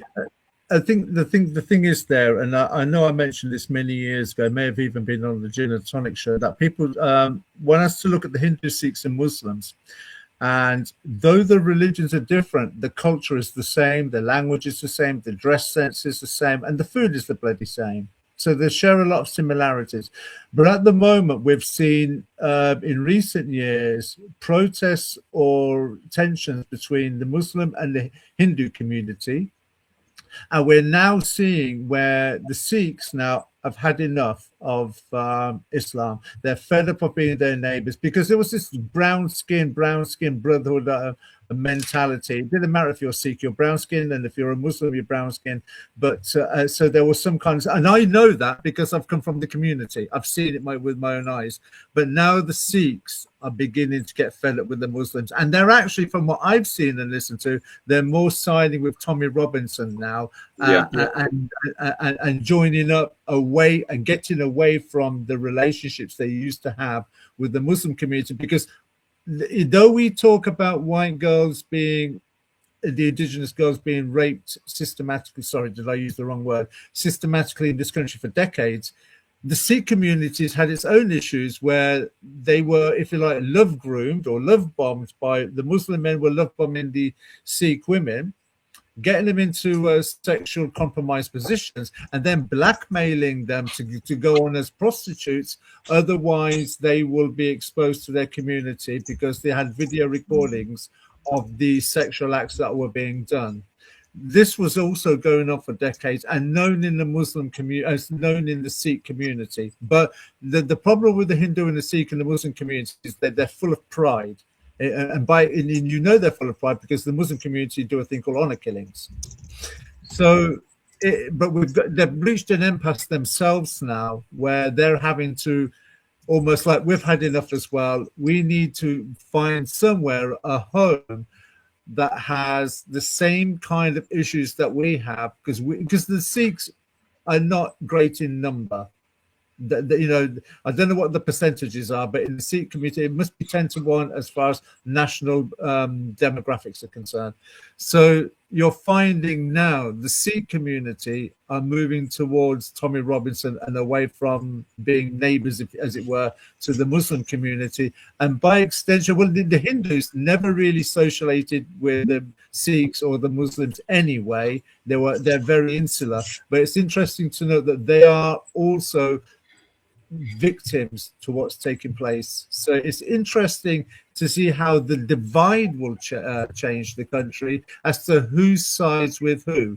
Because after 40 years of me protesting against the black community of my town, that these brown-skinned people hate you, they don't want nothing to do with you, you're just being used as muscle. Even certain black groups are now moving towards, I use the term Tommy Robinson's crew, but I mean moving away to a home that is more semblant of what they see.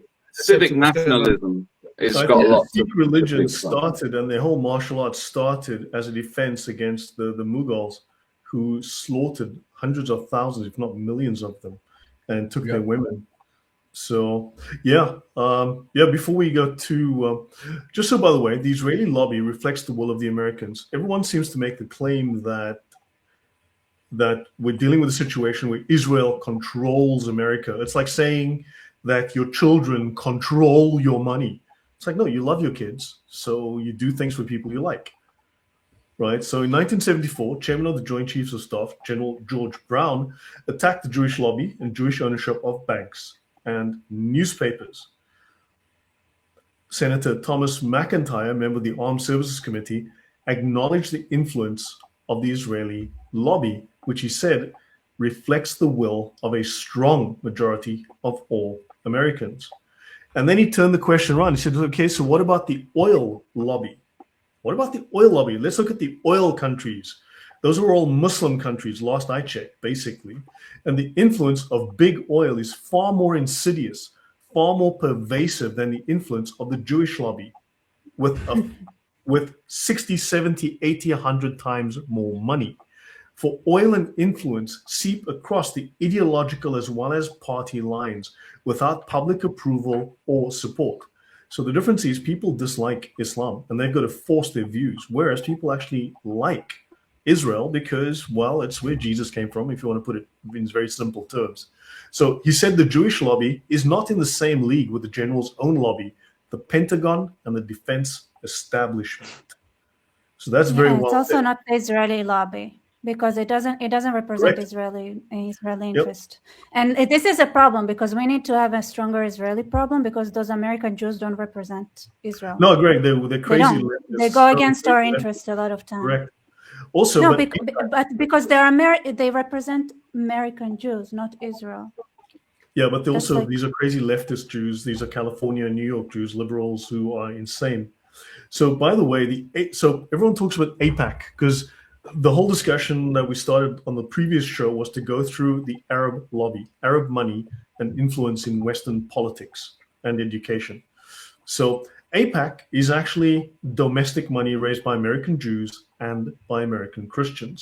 That includes Christian refugees from Lebanon who understand the Islamic threat and agenda and who support Israel. So the reasons include a religious and biblical heritage, family heritage, knowledge of the threat to Israel by the Arab countries. Now, understand AIPAC is my money from my salary coming out of my wallet being donated. That is not Israel trying to manipulate. This is people who have love for the Holy Land who want to defend it. Simple as that. So all of the propaganda, please get the facts. Now, let's have a look, okay? The vanishing of the indigenous Christians from the Middle East. Now, the same counts here for Jews as well, but let's look at Lebanon was supposed to be a country where Christians who've been persecuted all across the Middle East can live in the only Christian country in the Middle East. Then, of course, the Palestinians, they took them in as refugees. And, of course, then there were two major civil wars lasting well over a decade, hundreds of thousands dead, hundreds of thousands displaced. I've been to the country several times. It is a shithole, to put it mildly, right? So in Lebanon in 1910, it was 80% Christian. Today, 1/3, less than 1/3. Iraq in 1910, 6.3% Christian. Today, less than 1%. When I was in Erbil doing a security design because of ISIS at the airport and various other installations in the area, the Christians were in enclaves and they couldn't safely leave the area that they lived. They lived in their own communities. And to be caught alone was to be asking for trouble. And in fact, when I got to the airport, I was always picked up by people and minded by others. And they told me, do not look. These were the Yazidis and so on. They said, do not look at the girls because the men will violently attack you. So much for the peaceful Yazidis. So the Palestinian territories, there were 11.6% in 1910. Today, less than 0.5%. The West Bank, less than 2%. Turkey, 22% Christian in 1910. Today, 0.2%. Egypt, nearly 20% Christian. In fact, Egypt, a couple of centuries ago, was 100% Christian. And today, 5%. Jordan, 6% Christian in 1910. Today, less than 2.1%. Don't forget that Jordan was Christian, right? Syria, 15.6% a century ago. Today, less than 2%. So it's important to remember as well, all of these places were 100% Christian at one point. And right. We're seeing exactly what's happening in each and every single one of these countries take place in every country in Europe now. Yep. Any thoughts from you guys? Anything else? It's amazing to realize what's going on here. You see that, and it's exactly being replicated here. Yeah, the plan is the same everywhere. Allah hates Jews. Allah hates Christians. Allah hates the non-Muslim. Nowhere in Islam do they teach love for the kafir. Absolutely nowhere. So eventually what's happening in Israel is now happening in the rest of the world because there's so many Muslims in Western countries. Any thoughts? Rebecca, you seem very ponderous. Any thoughts there? I mean, yeah. I mean,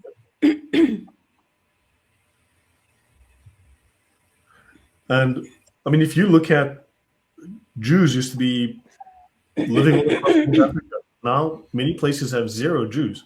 This is ethnic cleansing. This is ethnic cleansing of Christians. This is ethnic cleansing of Jews. But no one seems to care. Whereas you are Islamophobic for suggesting that you send back Muslim rapists. Yeah. But they got international human rights, don't forget, neither. Yep. So the Arab lobby has worldwide reach, right? Since the establishment of Israel, the Arab lobby has grown to include defense contractors and former government officials employed by 21 Arab states with a lot of oil money, corporations with business interests, NGOs that are making a lot of money from human trafficking. And the United Nations, well, it's owned by the OIC, that's the Organization of Islamic Cooperation, and of course the Chinese, right? So you have resolutions ad nauseum, and academics from Islam-funded university Middle East Studies departments, and of course, lots of people in media who clearly just don't like Christianity or Jews. So you have all of these anti-Zionist groups. Now notice, actually, let me bring up something I'll mention here.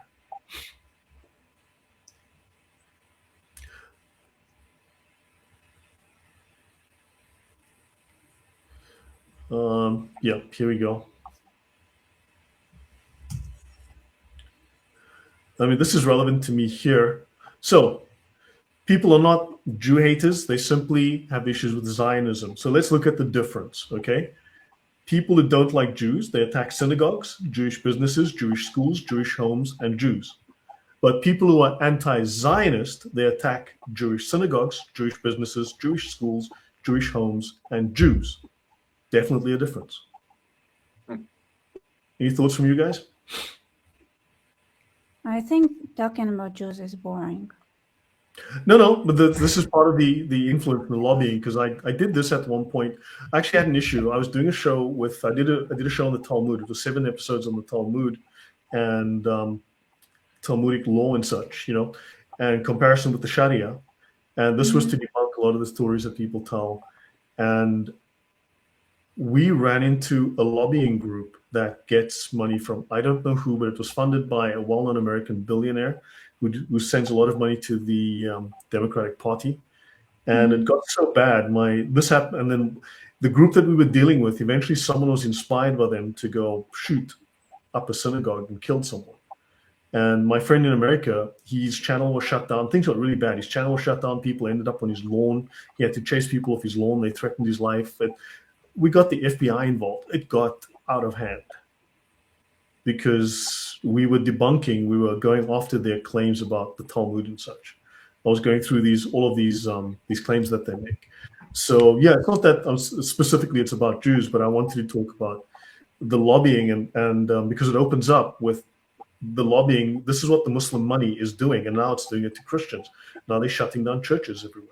Now they're starting to attack our schools, our schooling, our religious ideas. They're shutting down. I mean, come on. Now they're going to change the banknotes. They're going to remove all the symbolism of Winston Churchill and all these figures from UK money. And this is some Rasta-looking guy, some black Rasta-looking guy who's a consultant for UK finance ministry. I mean, what the hell? So, you know, the dominance. Yeah. Yeah, that just the whole taking away Winston Churchill and other people from the banknotes to put animals on there. Yes. And the fact that people voted for it too is stupid.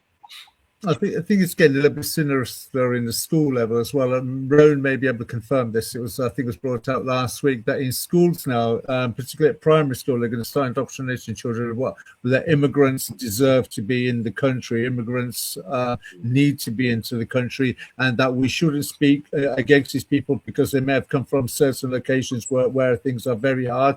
They won't mention the fact that 95% of the immigrants are men from a particular ideology that hates women and so on and so forth, but almost like brainwashing them into having a very accepting attitude from a very early age. That's one danger. The other danger for this is that if your children are at school being educated into being passive and accepting of ideologies and human beings that are contrary to what your worldview is, the next step would be for the school to then ask children to make reports of any adults that are giving you contrary information. For instance, if you're a parent and you are educating your child as to why you do not accept Islam, why we don't want you to go to the school and partake in, say, the Shahada, or learning more about Muhammad, or practicing, because I've seen the footage as well of children practicing the postures of the Islamic prayer, and you withdraw your child, you can get to the stage where if you're a parent and you're advising your child on why you as a family do not accept this ideology, the child could be very easily coerced at school as to, well, what is your mummy and daddy saying? What are your parents saying? And the concern for me in this is, where does that information go then when the teacher has the information that they've extrapolated from the child? It's very much like when you go back to COVID. When COVID was taking place and people were under lockdown, there was a phrase that came out called riches for snitches. That was where the community was spying on their own neighbors to see if there was any activity that was unwarranted going to the people's houses, and therefore the neighbors will report their other neighbors to the police. I can see, or very easily envision in the future, where children are going to school and without realizing, giving information to the school authorities as to what's being said at home about immigrants or Islam or any ideology that doesn't support the narrative. Right. So let me just finish this slide. Now, the Arab lobby has no popular support. It actually gets its way through manipulation, through bribery, through inculcating itself into government. Yep. It's hard for me to understand how you deal with it. For like, I can say to you, because as Jews, right, we're not allowed to pray in other ways. It's a foreign prayer is forbidden. So it's just the fact that like it's so ingrained. It's like, oh, you're gonna take us kids to a mosque. Even entering the mosque, you're gonna have a debate whether you can enter or not. And then if you enter, then it's like prayer is absolutely forbidden because you're Jewish. It's like in the religion. I don't understand like how but here's the thing I'm trying to say here, okay? And I wrote to Lloyd on private that you need to understand, like, one of the biggest things, like what I see a lot of things, like almost everything a lot in UK is similar to what Israel went through. Crazy leftists, indoctrination, everything. What made it, what made this boundary possible is the fact that there is Judaism, and there are things you just do not cross. It's like what halal, we have kosher, right? So it's not, it's like this is kosher, so like per definition that's not halal anymore. Or you cannot enter even houses of worship that are not a synagogue, and definitely it's no way you can pray there. And then Rebecca, it's like, yeah, I'm just saying that because I'm just saying that there you have an element that is that makes it even more difficult for you to be able to fight back against it. Yeah, but Rebecca, the problem we've got in this country, the churches for the past 100 years have systematically betrayed the Bible, they've betrayed the God of the Bible, and by extension, as a result of that, they've betrayed the people. This is not a Christian country, and the churches in this country are not Christian. They're absolutely Christian. And that's the problem. When the churches started adopting Darwinian evolution, woke ideologies, female clergy, the House of Lords was predominantly church people, now supporting full-term abortion, supporting things like gay marriages, supporting things like investing in GC Marconi with church donations. The churches have betrayed the people. So what you've got in the United Kingdom, which you don't have in Israel, but what you have in the United Kingdom is a fractured a society that's splintered into 1,000 shards of divisiveness. The church has been responsible. Once upon a time, just to expand on this a little bit more, once upon a time in this country, this country was a Christian nation where it had objective theistic moral values that held the community together. We even had such phrases to support it, like living in sin, meaning, you're not married. A child born out of wedlock is a bastard. Okay, when are you going to make an honest woman out of that person? So meaning you need to be married, because if you weren't married, basically you and her were dishonest. The problem is the atheist ideology, the sick, disgusting, vile, putrid, corrosive, toxic ideology of atheism has infected the churches. The churches are now atheist denominations. They are not Christian denominations. And because they don't have any objective theistic moral values anymore, that is what has splintered a broken and divided society. If I can mention that, Rebecca, in some cases, children are taken to mosques and forced to pray without informing the parents. Yeah. And in some cases, if the parent refuses, then the parent could be committing a crime. The parent might actually be intolerant, hateful, racist, and Islamophobic, and they can be reported and their children taken away from them. So the government... can Muslim children be forced to pray in the No, fucking no. So, absolutely fucking no. But the other way for sure, 100%. But can Jewish students be forced to pray in a mosque? I don't know if they do that, but they make Christian. No, that's a real question. I think you guys should check. No, we don't know, but we know it's happening. We'll find out. It'll be interesting to find out. Like, because I think it's how they do it, Rebecca, is they'll tell the parents, they'll send a letter home with the child, and the letter will say your child has been invited on a religious educational trip, and then they'll say, okay, that's fine, they'll sign it, and then the child will then later come home and say Allah is God, and they'll be like, what? Pardon? And they'll say, Allah, did you know Jesus is only a prophet?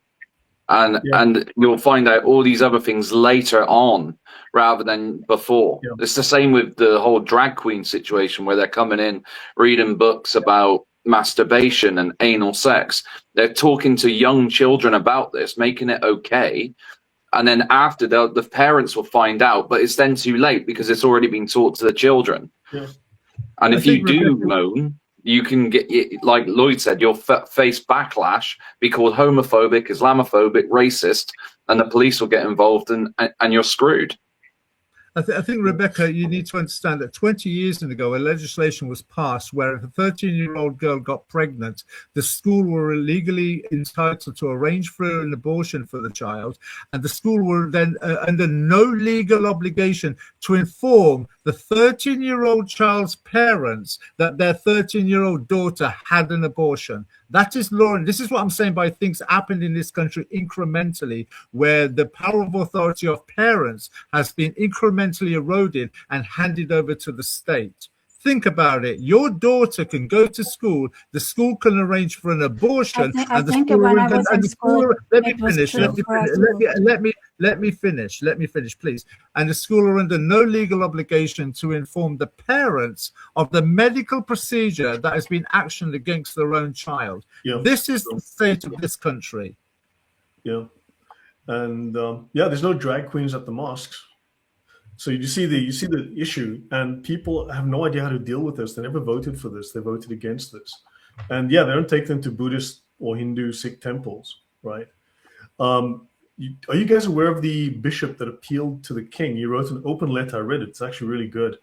To the king. Which bishop is it? Is it Kai Jewett?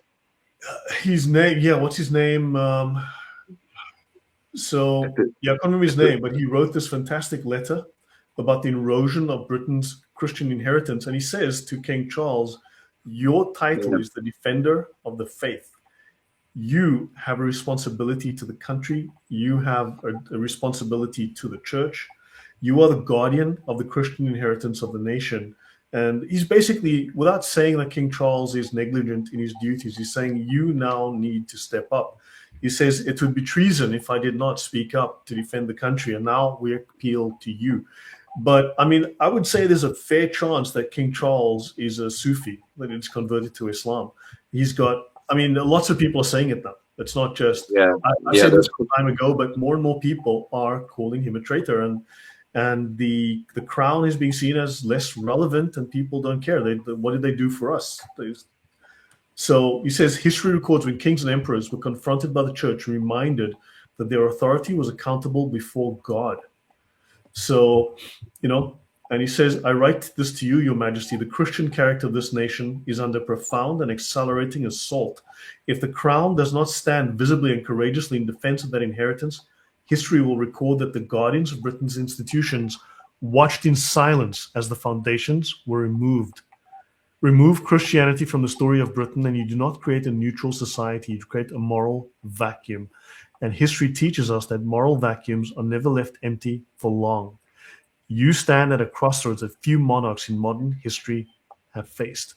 The erosion of Britain's Christian inheritance will not be judged by speeches in Parliament or debates in the press.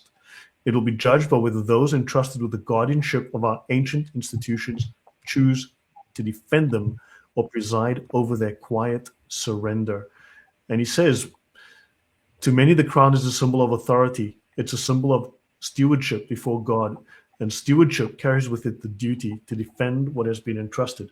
Now, this appeal, my view is that if the king doesn't step up, then the people at this point will realize it's us, it's up to us. We have our backs to the wall. The government's against us. The police is against us. The law is against us. We are now taking this into our own hands. I think this is where things... It's happened before. It has happened before. We have done this before. And talking about the vacuum, what created the vacuum? I'll tell you what created the vacuum. Atheism predicated on Darwinian evolution. You start teaching children at school that there is no God, and then when they leave school, they by default become atheist, and therefore they have no objective moral value. There becomes everything that they say or believe is subjective. That's why you have the Dawkins of the world saying there's no such thing as free will, no such thing as a purpose in life, and so on and so forth. And that created the vacuum. No, that's a serious problem. You're right.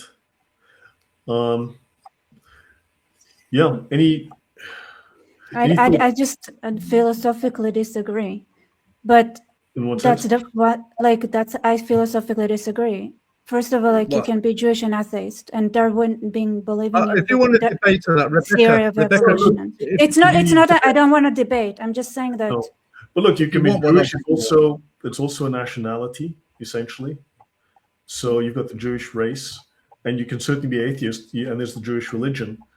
But I've done several series on atheism, and atheism has been one of the most toxic, destructive, immoral forces. It's a sick ideology. Rebecca, when you go through the history of atheism from its foundings and the beliefs of its founders, right? Because atheists don't know their history. They don't know who founded the modern ideology of atheism, the things they did. And it is the most vile, warlike, destructive, deadly, lethal ideologies to ever be created. It is essential to communism. It was essential to the 20th century was the atheist century, where you had hundreds of millions of people killed in the name of atheism. So there are some serious issues. State assisted suicide directly by atheism. Full-term abortion, or even any abortion, but full-term abortion are directly associated with atheism. Drag queen story time, atheism. LGBTQI drag maps, so on and so forth, atheism. 3 men having a marriage between themselves, polyamorous marriage, and adopting little girl, atheism. Anytime you want to go on a face-to-face debate on atheism and how vile, evil, and toxic and corrosive it is, Rebecca, let's arrange it. It's not that, because I'm Jewish, but Judaism doesn't force you to believe in God. And you can also believe in the theory of Darwin. It doesn't. Well, it's the same as Christians. You've got cultural Christians who've been christened. It's not cultural. It's not cultural. It's not, because we are not the same as Christianity. It's not like Judaism is not like Christianity in that sense. But I would say there's people that have been raised on the principles and values of the country, which once was, mainly Christian. So they've been brought up with the same, I would say, traditions and the same, the atheists celebrate Christmas still and things like that. Yeah, they'll be some will be baptized, they'll believe in God on their last day, if you like, or when they're threatened, or when they feel, I would say like they're victims. Yeah, they can't remember something. Because I'll tell you something, because everything you've listed, in theory, Muslims would agree with you. So if everything you've listed is something that you have in common with Muslims, then what you need to be stronger on what it is that you're fighting in Islam. I think because that's my problem. Because everything you've listed was it was the same as what the Muslims believe. So, what, drag queens? Yeah, they don't believe in those things, right? Like most Muslims don't. Everything you've listed, Muslims would agree with you, and they enforce it. So, and none of the things that you listed from the start to finish was something that a Muslim would not agree with. Yeah, but they would murder them and hang them from cranes. There are some differences. So here's the problem, right? Because where he said all those things, he didn't say let's not hang men, and if the man and man have relations, let's not hang them. I'm telling you, there's like a definitional problem of positive thinking. No, there are differences. The one would apply. One's a theocracy. The other is a moral ruling. There are differences. I'm going to go back to this topic because, I mean, we seem to be misunderstanding the point of some of the discussions and maybe going off into a tangent that not necessarily understands the point, but tries to bring a contrarian opinion to the point, which is not helpful. I was mentioning earlier Huma Abedin. You may know her. She's now married to George Soros's son. She was married to a former, I think he was a former congressman that was fired for being a little fond of little girls, as I recall. So this is Huma Abedin. So talking about Muslim infiltration into politics, right? The influence that these people have. So she was named, I'll end off with this basically. She was named Hillary Clinton's shadow. They've also called her Hillary Clinton's surrogate daughter. She was the vice chair of Hillary's 2016 presidential campaign. She was personal assistant to Clinton's first presidential run in 2008, became her deputy chief of staff when she was appointed as Barack Obama's Secretary of State. And she used to answer Hillary's cell phone. She used to carry Hillary's phone, had direct access to her phone. She was the most powerful person in the campaign organization, and she was the only official channel to Clinton, and she was the most senior member of Clinton's old guard. So people talk about Muslims, you know, the poor Muslims, the poor refugees. No, these people have enormous political power. So the whole set of slides that I have here goes through the enormous financial and political clout these people have, which is shocking, right? So the Clinton emails, right? So they released thousands of emails from her aides, right? And Clinton and Abedin revealed she scheduled Clinton's medical and beauty appointments and had full access to the former Secretary of State. But she lived in Saudi Arabia for 16 years, right? She lived in Jeddah, been to Jeddah, and which is very close to Mecca.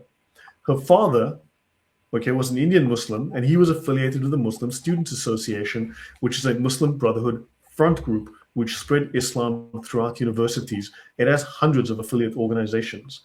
Her mother was born in Pakistan. She had a PhD in sociology from University of Pennsylvania, where they created more of these Muslim foundations, Muslim groups. And her father, Saeed, is supposedly a Muslim, claiming descent from Muhammad, and Abedi is one who serves or worships Allah. So one who is loyal to Allah. Now, she's a Georgetown Washington University graduate, right? Abedin's father helped start an international journal called the Journal of Muslim Minority Affairs. She worked at the time, She married Anthony Weiner. George Washington is very important because it receives enormous amounts of money from Muslim countries, right? So she also accepted money. That's okay. She was a special government employee. So she had some sort of special status, right? A number of analysts have noted that it is rare for Islamic women to marry non-Muslims like Weiner. Now, she's a loyal Muslim. Why would she marry him? Well, for political access, because he's also Jewish. And Dr. Anwar Shoaib, the highest-ranking faculty at the prestigious College of Sharia and Islamic Studies in Kuwait, declared that her marriage was null and void under Sharia law because she married an infidel. Now, another question, how did Pakistan steal our top secret info, right? You have the Pakistani Awan brothers as US Capitol tech staff. They got them security clearance. Who helped them to get security clearance? But they copied the congressman's data to Huma Abedin's server. Isn't that fascinating? Then they transferred the data to computers in Pakistan, and then they donated millions to a charity, the Clinton Foundation. So Imran Awan and his family were banned from the House Computer Network in 2017, right? A server containing evidence had gone missing. And of course, Debbie Wasserman Schultz, she's also Jewish, I believe, right? She also doesn't seem to have her priorities right. And he had split his time. So between several Democratic lawmakers, most of whom fired him in February, but Wasserman Schultz kept him on until he was arrested in July, trying to board a flight to Pakistan.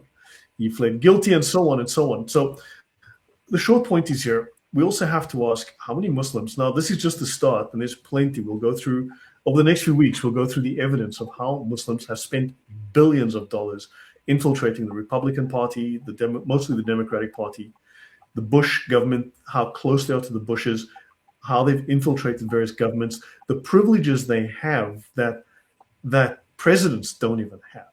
And these are not even presidents. These people have political privileges you would not believe. They are spending 100 times more money than Israel could ever do because they're floating on oil. And they have invested enormous amounts. You're going to find Muslims everywhere. Remember, she's now married to George Soros's son. Wow. We all know George Soros is basically evil incarnate. And also the Abedin family business is owned by the Muslim World League, Saudi Arabia's global organization that promotes Wahhabi Islam, Islamic supremacy, and Sharia. And they share an office at 46 Guj Street, London. It almost looks like the New World Order could be based on the back of Islam and Sharia. Yes. And that's exactly so. And people obviously don't look at Islam. They don't look at the amount of money and political influence. And that's just the start. So she's involved with these crimes. These people are stealing. But of course, everybody wants, when I mentioned the propaganda campaign by the Russians and the Arabs, let's look at the Jews, blame the Americans, but don't look at the Muslims. These people are not innocent. I'll leave it at that for now. I mean, these guys. So yeah, any thoughts from you guys? No, I'm just gobsmacked how much influence that they managed to get. They're very smart, and it's Taqiyya, isn't it? The whole Taqiyya business, which enables them to do whatever they want and infiltrate wherever they wish. The Muslim Brotherhood's plan just seems to be dismissed by absolutely everyone, even though people are aware of their memorandum and what is detailed in it. They simply put blinkers on to ignore it. I think a few years ago, Lloyd, when you and I did this show with Arab oil money investing itself in Europe, America, and England, I think a lot of people will probably view that as maybe a slightly conspiratorial. But I think now looking at the situation with the Somalian woman that got into Congress, the Mandani being mayor in London, New York. Then we've got Sadiq Khan in London. There was recently in Brighton a Muslim mayor elected, could barely speak English. Then you look at certain political influences with the Green Party, and then what was it, the ex-terrorist that wanted to get elected in Birmingham. You're now seeing the manifestation of the backing that Lloyd and myself were talking about years ago. You're seeing it's bearing fruits now. And then, of course, the UK rape gangs are now found to be international. They're transporting women out of the country, which is a whole Epstein network. And then, of course, you've got Somalis in America. This whole issue with them sending the money back to finance terrorism abroad. So people are starting to see that this is a whole financial network propped up on crime, on theft, on fraud, and of course, raping European women. Yeah, 100%. Sorry? Now, to me, I'll be honest, the problem is, to me, that the focus, as far as I'm concerned, right? The thing is, these are people who steal, kill, rape, I'll do all those things. And there isn't like a mindset that law and those stopping those things comes first. I don't know why it has it's like if you remove the Muslim thing and you understand those are mafias, then it's clear, right? It's just fraud. It's like different networks of schemes, like scammers. And the thing is, to me, right, that's the thing. That's the main thing. It's like, you don't do this, you don't do that, you don't do this, and this is things that you don't break. And then there is individuality, and don't push your nose where it doesn't belong. It's like you need to put boundaries, border, and know and stand and understand them, and never, and even don't to be completely. This is the way Israelis adapt with that when the entire world was like whatever, you remove the religion language, you only use the technical law breaking, and that's enough.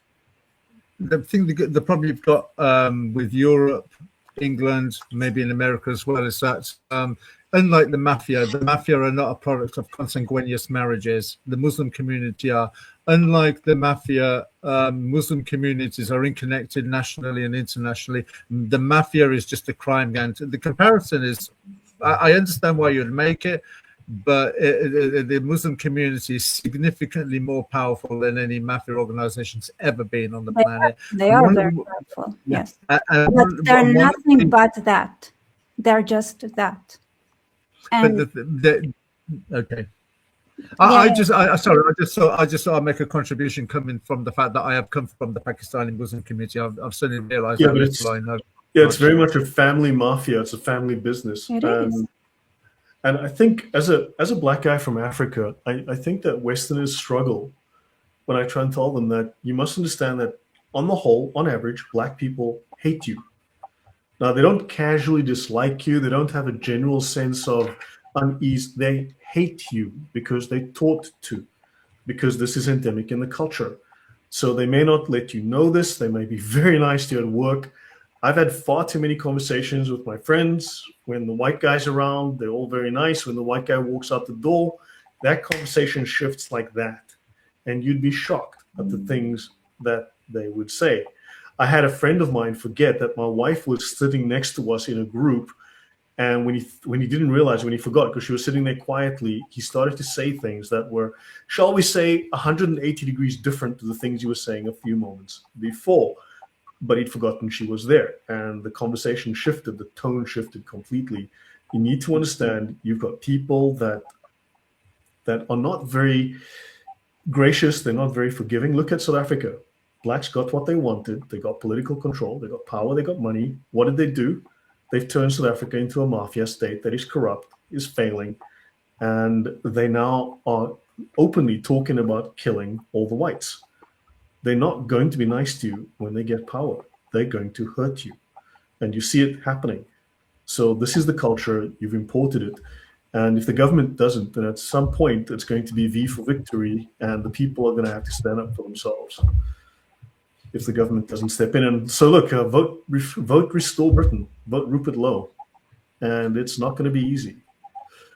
That was my final statement. Millions must go. Yeah, millions have to go. I don't want them to either, because I know what they're like. Three simple words, but it's so beautiful. Restore Britain, Rupert Lowe. I tell you what, that has been a literal godsend. That video I sent you, their new political video, is brilliant, superb. No, he's not wrong. Thunderous, your thoughts? Daniel 2:44 is the only solution I can see sorting all this mess out. Which says, sorry, I don't know that offhand. And in the days of those kings, the God of heaven will set up a kingdom that will be brought to ruin. It will not be passed on to any other people. It will crush and put an end to all these kingdoms, and it itself will stand to times indefinite. Same kingdom Jesus asked us to pray about.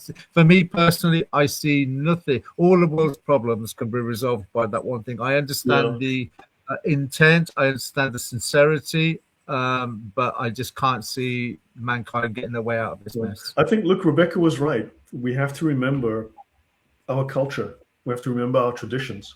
And we shouldn't be ashamed of being part of a given culture, race, ethnic group. The English are an ethnic group. These are English islands you live on, right? The Jews have remembered who they are, what they're fighting for, where they came from, where they're going. And white people, unfortunately, are facing governments that hate themselves. These leftist Jews, they hate themselves. They all out-group preference. These leftist white liberals in California, New York, they hate themselves. They all out-group preference. It's crazy. It's insane. And you are preferring people who literally hate you and will and do cause harm to your culture. Rebecca, final word to you. Sorry, Ron, yeah, please. I was about to say social suicide on the altar of political correctness. It's a joke. Yeah, Zimbabwe. Yeah, I've been to Zimbabwe recently. Oh my God, it's a mess. I mean, compared to South Africa was better under white rule. Let's be honest about that. Okay, much better. So was Zimbabwe. Final word to you, Rebecca, before YouTube kicks me off. Like the other thing, which happens a lot, right? I always say, like, if you look at it as like a mafia, some members of your clan are gonna join the mafia because they have a proclivity to be criminals. And it's like the Jews also get it. Like, Jews understand some Jews are gonna be, because they are not good people, they're not gonna stay in the clan. It's okay to let them go, but you know what they are. Yeah, but we have to know what we're up against. That's why we have these talks, so you can learn a bit. There's so much more to uncover as we go forward with other shows. I will talk about the infiltration of these Muslims with their billions and billions. I mean, I mentioned George Washington University earlier. I mean, there's people talk about, oh my God, Jewish money infiltrating and corrupting everything, and it is enormous sums of money. And but isn't it the Jews that own all the banks that they say? Surely they would have picked up on it by now. All the money, and the money is looking very Muslim. It's Muslim money. So yeah, guys, we can call it a night here. It's been interesting. Rebecca, thanks for joining us. Thank you. Yeah, Thank you for having me. Things are tough. Things are tough in Israel right now. Things are tough, but you can say that. Yeah, look, can we swap? I mean, because Can we swap? I mean, look, the difference is that they're much closer to you, so they can lob bombs over the border. Whereas, it's slightly different. Things aren't quite there yet for the UK and France, but it's coming. It's a different kind of war. And I think we need to remember who we are, what we stand for. And the one thing we can rally around is a common religion. I mean, as at least in that sense, we can rally around that as a common denominator. And remember who you are. There's nothing wrong with being white.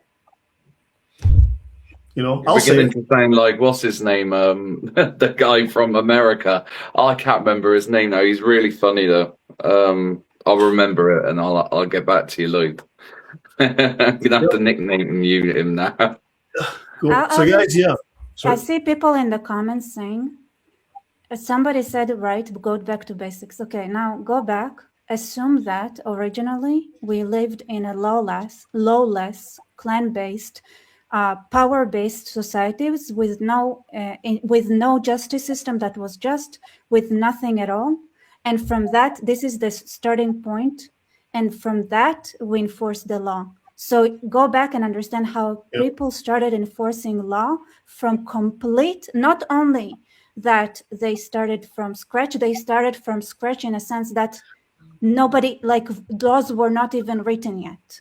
Even like it took them like a couple of millennia to like 100,000 of years to get into the idea of do not murder. So true. I mean, Western law is built on biblical morality, the 10 statements, 10 commandments.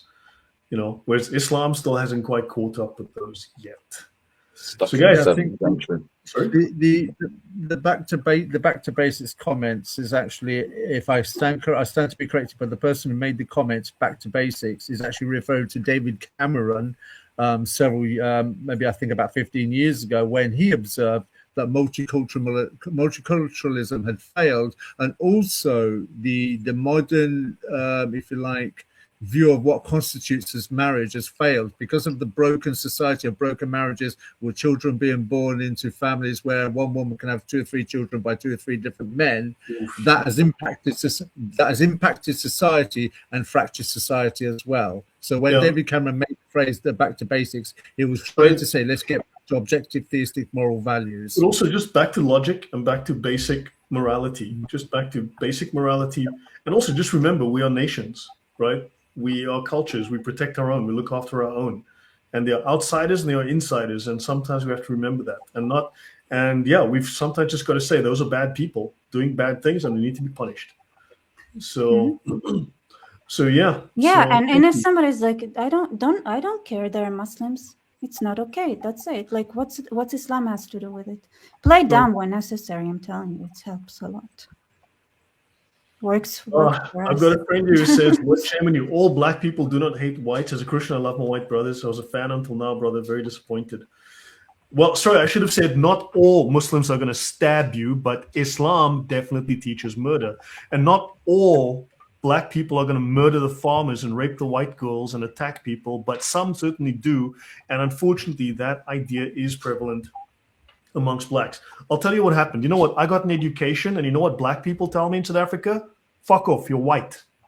That's what I get for being educated. They tell me, who are you, fucking white man? I'm not white. Last I checked. You know what? In Poland, I'm too fucking black to get the job I want because I'm not Polish and I'm fucking black. Okay? So now I've got blacks in South Africa who are tribal blacks who rape their kids, drink too much, and commit far too many crimes, telling me I'm not black because fuck knows why. I've got black Americans who think they're fucking African American, who are just fucking black Americans, telling me, Lloyd, I'm blacker than you, therefore I'm more African than you. My comment to those black Americans is go fuck yourself. You wish you were African. So I hope all that is clear now, because maybe not all Muslims will stab you, but enough do. Not all blacks are murderous and violent, but you know, enough are, and it's a problem. And in my experience, oh yeah, even in my family is, look, I come from half white family, so look, I've got a mixed family. I've got friends that family that looks like Rowan and Rebecca and with white eyes, blonde hair and blue eyes. I've got family like that.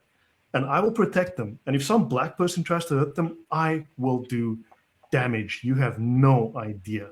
That is my family. I don't hate them. I don't hate black people either, but I do understand I have never been mugged by a white person ever in my fucking life.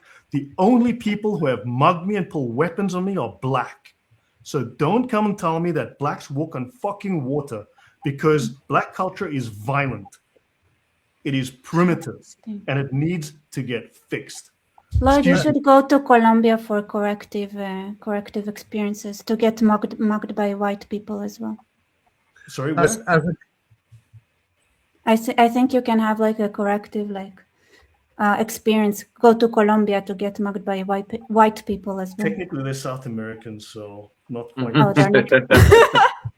But I have never looked over my shoulder. As far as I'm concerned, they're white. It means they're Jesse Peterson, that's who it is. Jesse Peterson, have you heard of him? Who? What? So sorry about that, but seriously, man, I left. You know what happened? I left South Africa. You know why? Because blacks, okay, tribal blacks, I'm not tribal black, blacks set up shanties across the street, and then they started claiming that I bought a bloody house, okay? I renovated a house in South Africa. I moved there, okay? And you know what blacks did? They broke into our neighborhood. They blocked the streets with tires and wood and trees and burned it.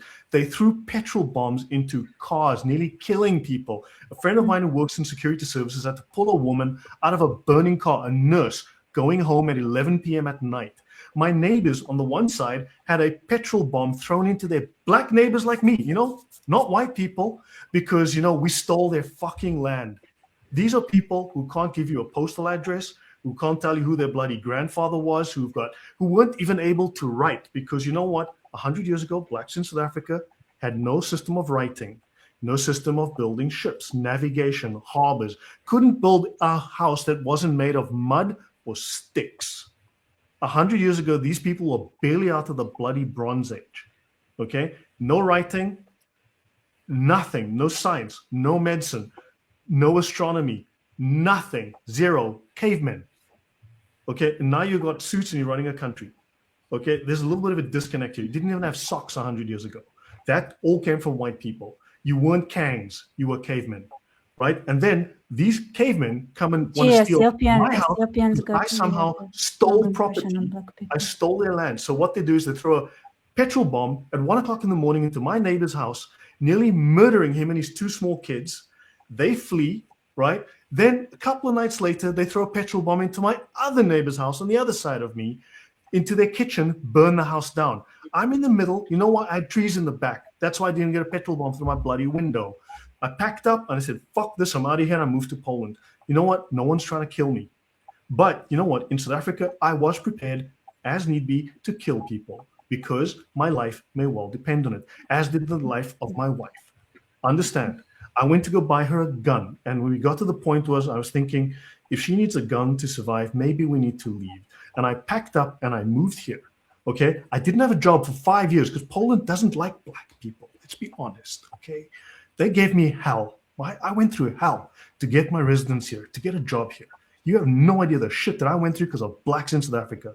So don't come and give me lectures about nice black people. You nearly fucking murdered my neighbors and I had to leave the country, flee the country because of the shit that these people believe. Okay, so don't tell me they don't hate people. They hate me too because I'm not black enough. Sorry, I need to stop there. Lord, you went through all of that and you can listen to Brits talk and not to get angry? Wow, Sorry, you are a way better man than me. Right, and just from my point as well, before I go, as an ex-Muslim from the Pakistani community of this country, I can say categorically now, without a doubt in my mind, I do not know. Let me repeat this: I do not know, and I'll say it again for a third time for emphasis. I do not know of any Pakistani Muslim I've ever come across in my life that, if they knew about any rapes going on of white girls in this country, that they would say anything. Each and every one of them would say nothing. I do not know of any Pakistani Muslim that would stand up, male or female, that would say something's going on, this needs to be sorted out. Every one of them, every single one that I know, will stay stum. Yeah. No, I mean, there are cultures that are bad. There are cultures that are evil. There are religions that are evil. And there's better and there's worse. And I would rather be living in a Western... Why do you think people go to Western countries? Yeah, exactly. Why do we go to Christian countries? Simple. So sorry, guys, I lost it there, but seriously, no. I've seen what's happening in South Africa, and I know the threats my family is under. So, no. Right then. And this shit's coming to Europe. I don't want it in Europe. I don't want to see it there. Simple. You're quite lucky to be in Poland, though, Lloyd. Yeah, dude, I can tell you it was not a picnic. I can. No, I bet. No By the picnic. signs of it, it doesn't. Yeah, it doesn't sound it. But I wish with me being with my color of skin and with my faith, and I would, if I could move to Poland now, I would. I really would. You'd like it here. It's pretty good. I mean, it's pretty good. Yeah. I'm not saying, look, I have a job now. I'm settled. It took me a long time, but you know what? It's a good country, right? Despite its issues, I mean, no place is perfect, but at least nobody's trying to kill me. Nobody's trying to rape my wife. And I don't have to think, I don't have to walk in public, walk in the forest and think, do I need to kill those two men? At least I don't have to worry about that. Because trust me, at home, I did. Too many times. I'll leave it at that. Yeah, takers. They're not builders. They're takers. Those are the cultures. Yeah. So guys, and Lloyd, how was the police there? Who would they help? The police are often part of the criminal cartel. The government is basically a terrorist government that got elected, just like in Venezuela. It's a criminal cartel. It's a black criminal cartel. Ex-communists, or still communists, radical 80s communists. For instance, if you look at all the BEE money, they call it Black Economic Empowerment, all of this money that was funded to black businesses to uplift the black economy. So an investigation was done into where the money went. That money, the billions of dollars, the hundreds of billions of dollars, circulated amongst only 100 black people. So the money was captured and enriched a very small minority of blacks. I mean, poverty is higher now than it was 30 years ago under the white government. You know, I have like 60, 75% youth unemployment. You've got like 30% adult unemployment rates. I can't remember the numbers exactly, but things are far worse now. I mean, we had under the white government maybe 400 murders a year. Now you've got 20,000. I don't know how that's winning. But things are bad. The police are corrupt. The police are incompetent, and and Islam is also growing in South Africa. You see it as well. UK, welcome to the third world. The British Empire needs to start again. No, but do you understand do you understand how different the mindset is, though? That's the problem. Like, this is why I was frustrated in the beginning, and this is now that I know your story, Lloyd, it makes me kind of annoyed that you have so much patience compared to me. No, I mean, we are fighting for something.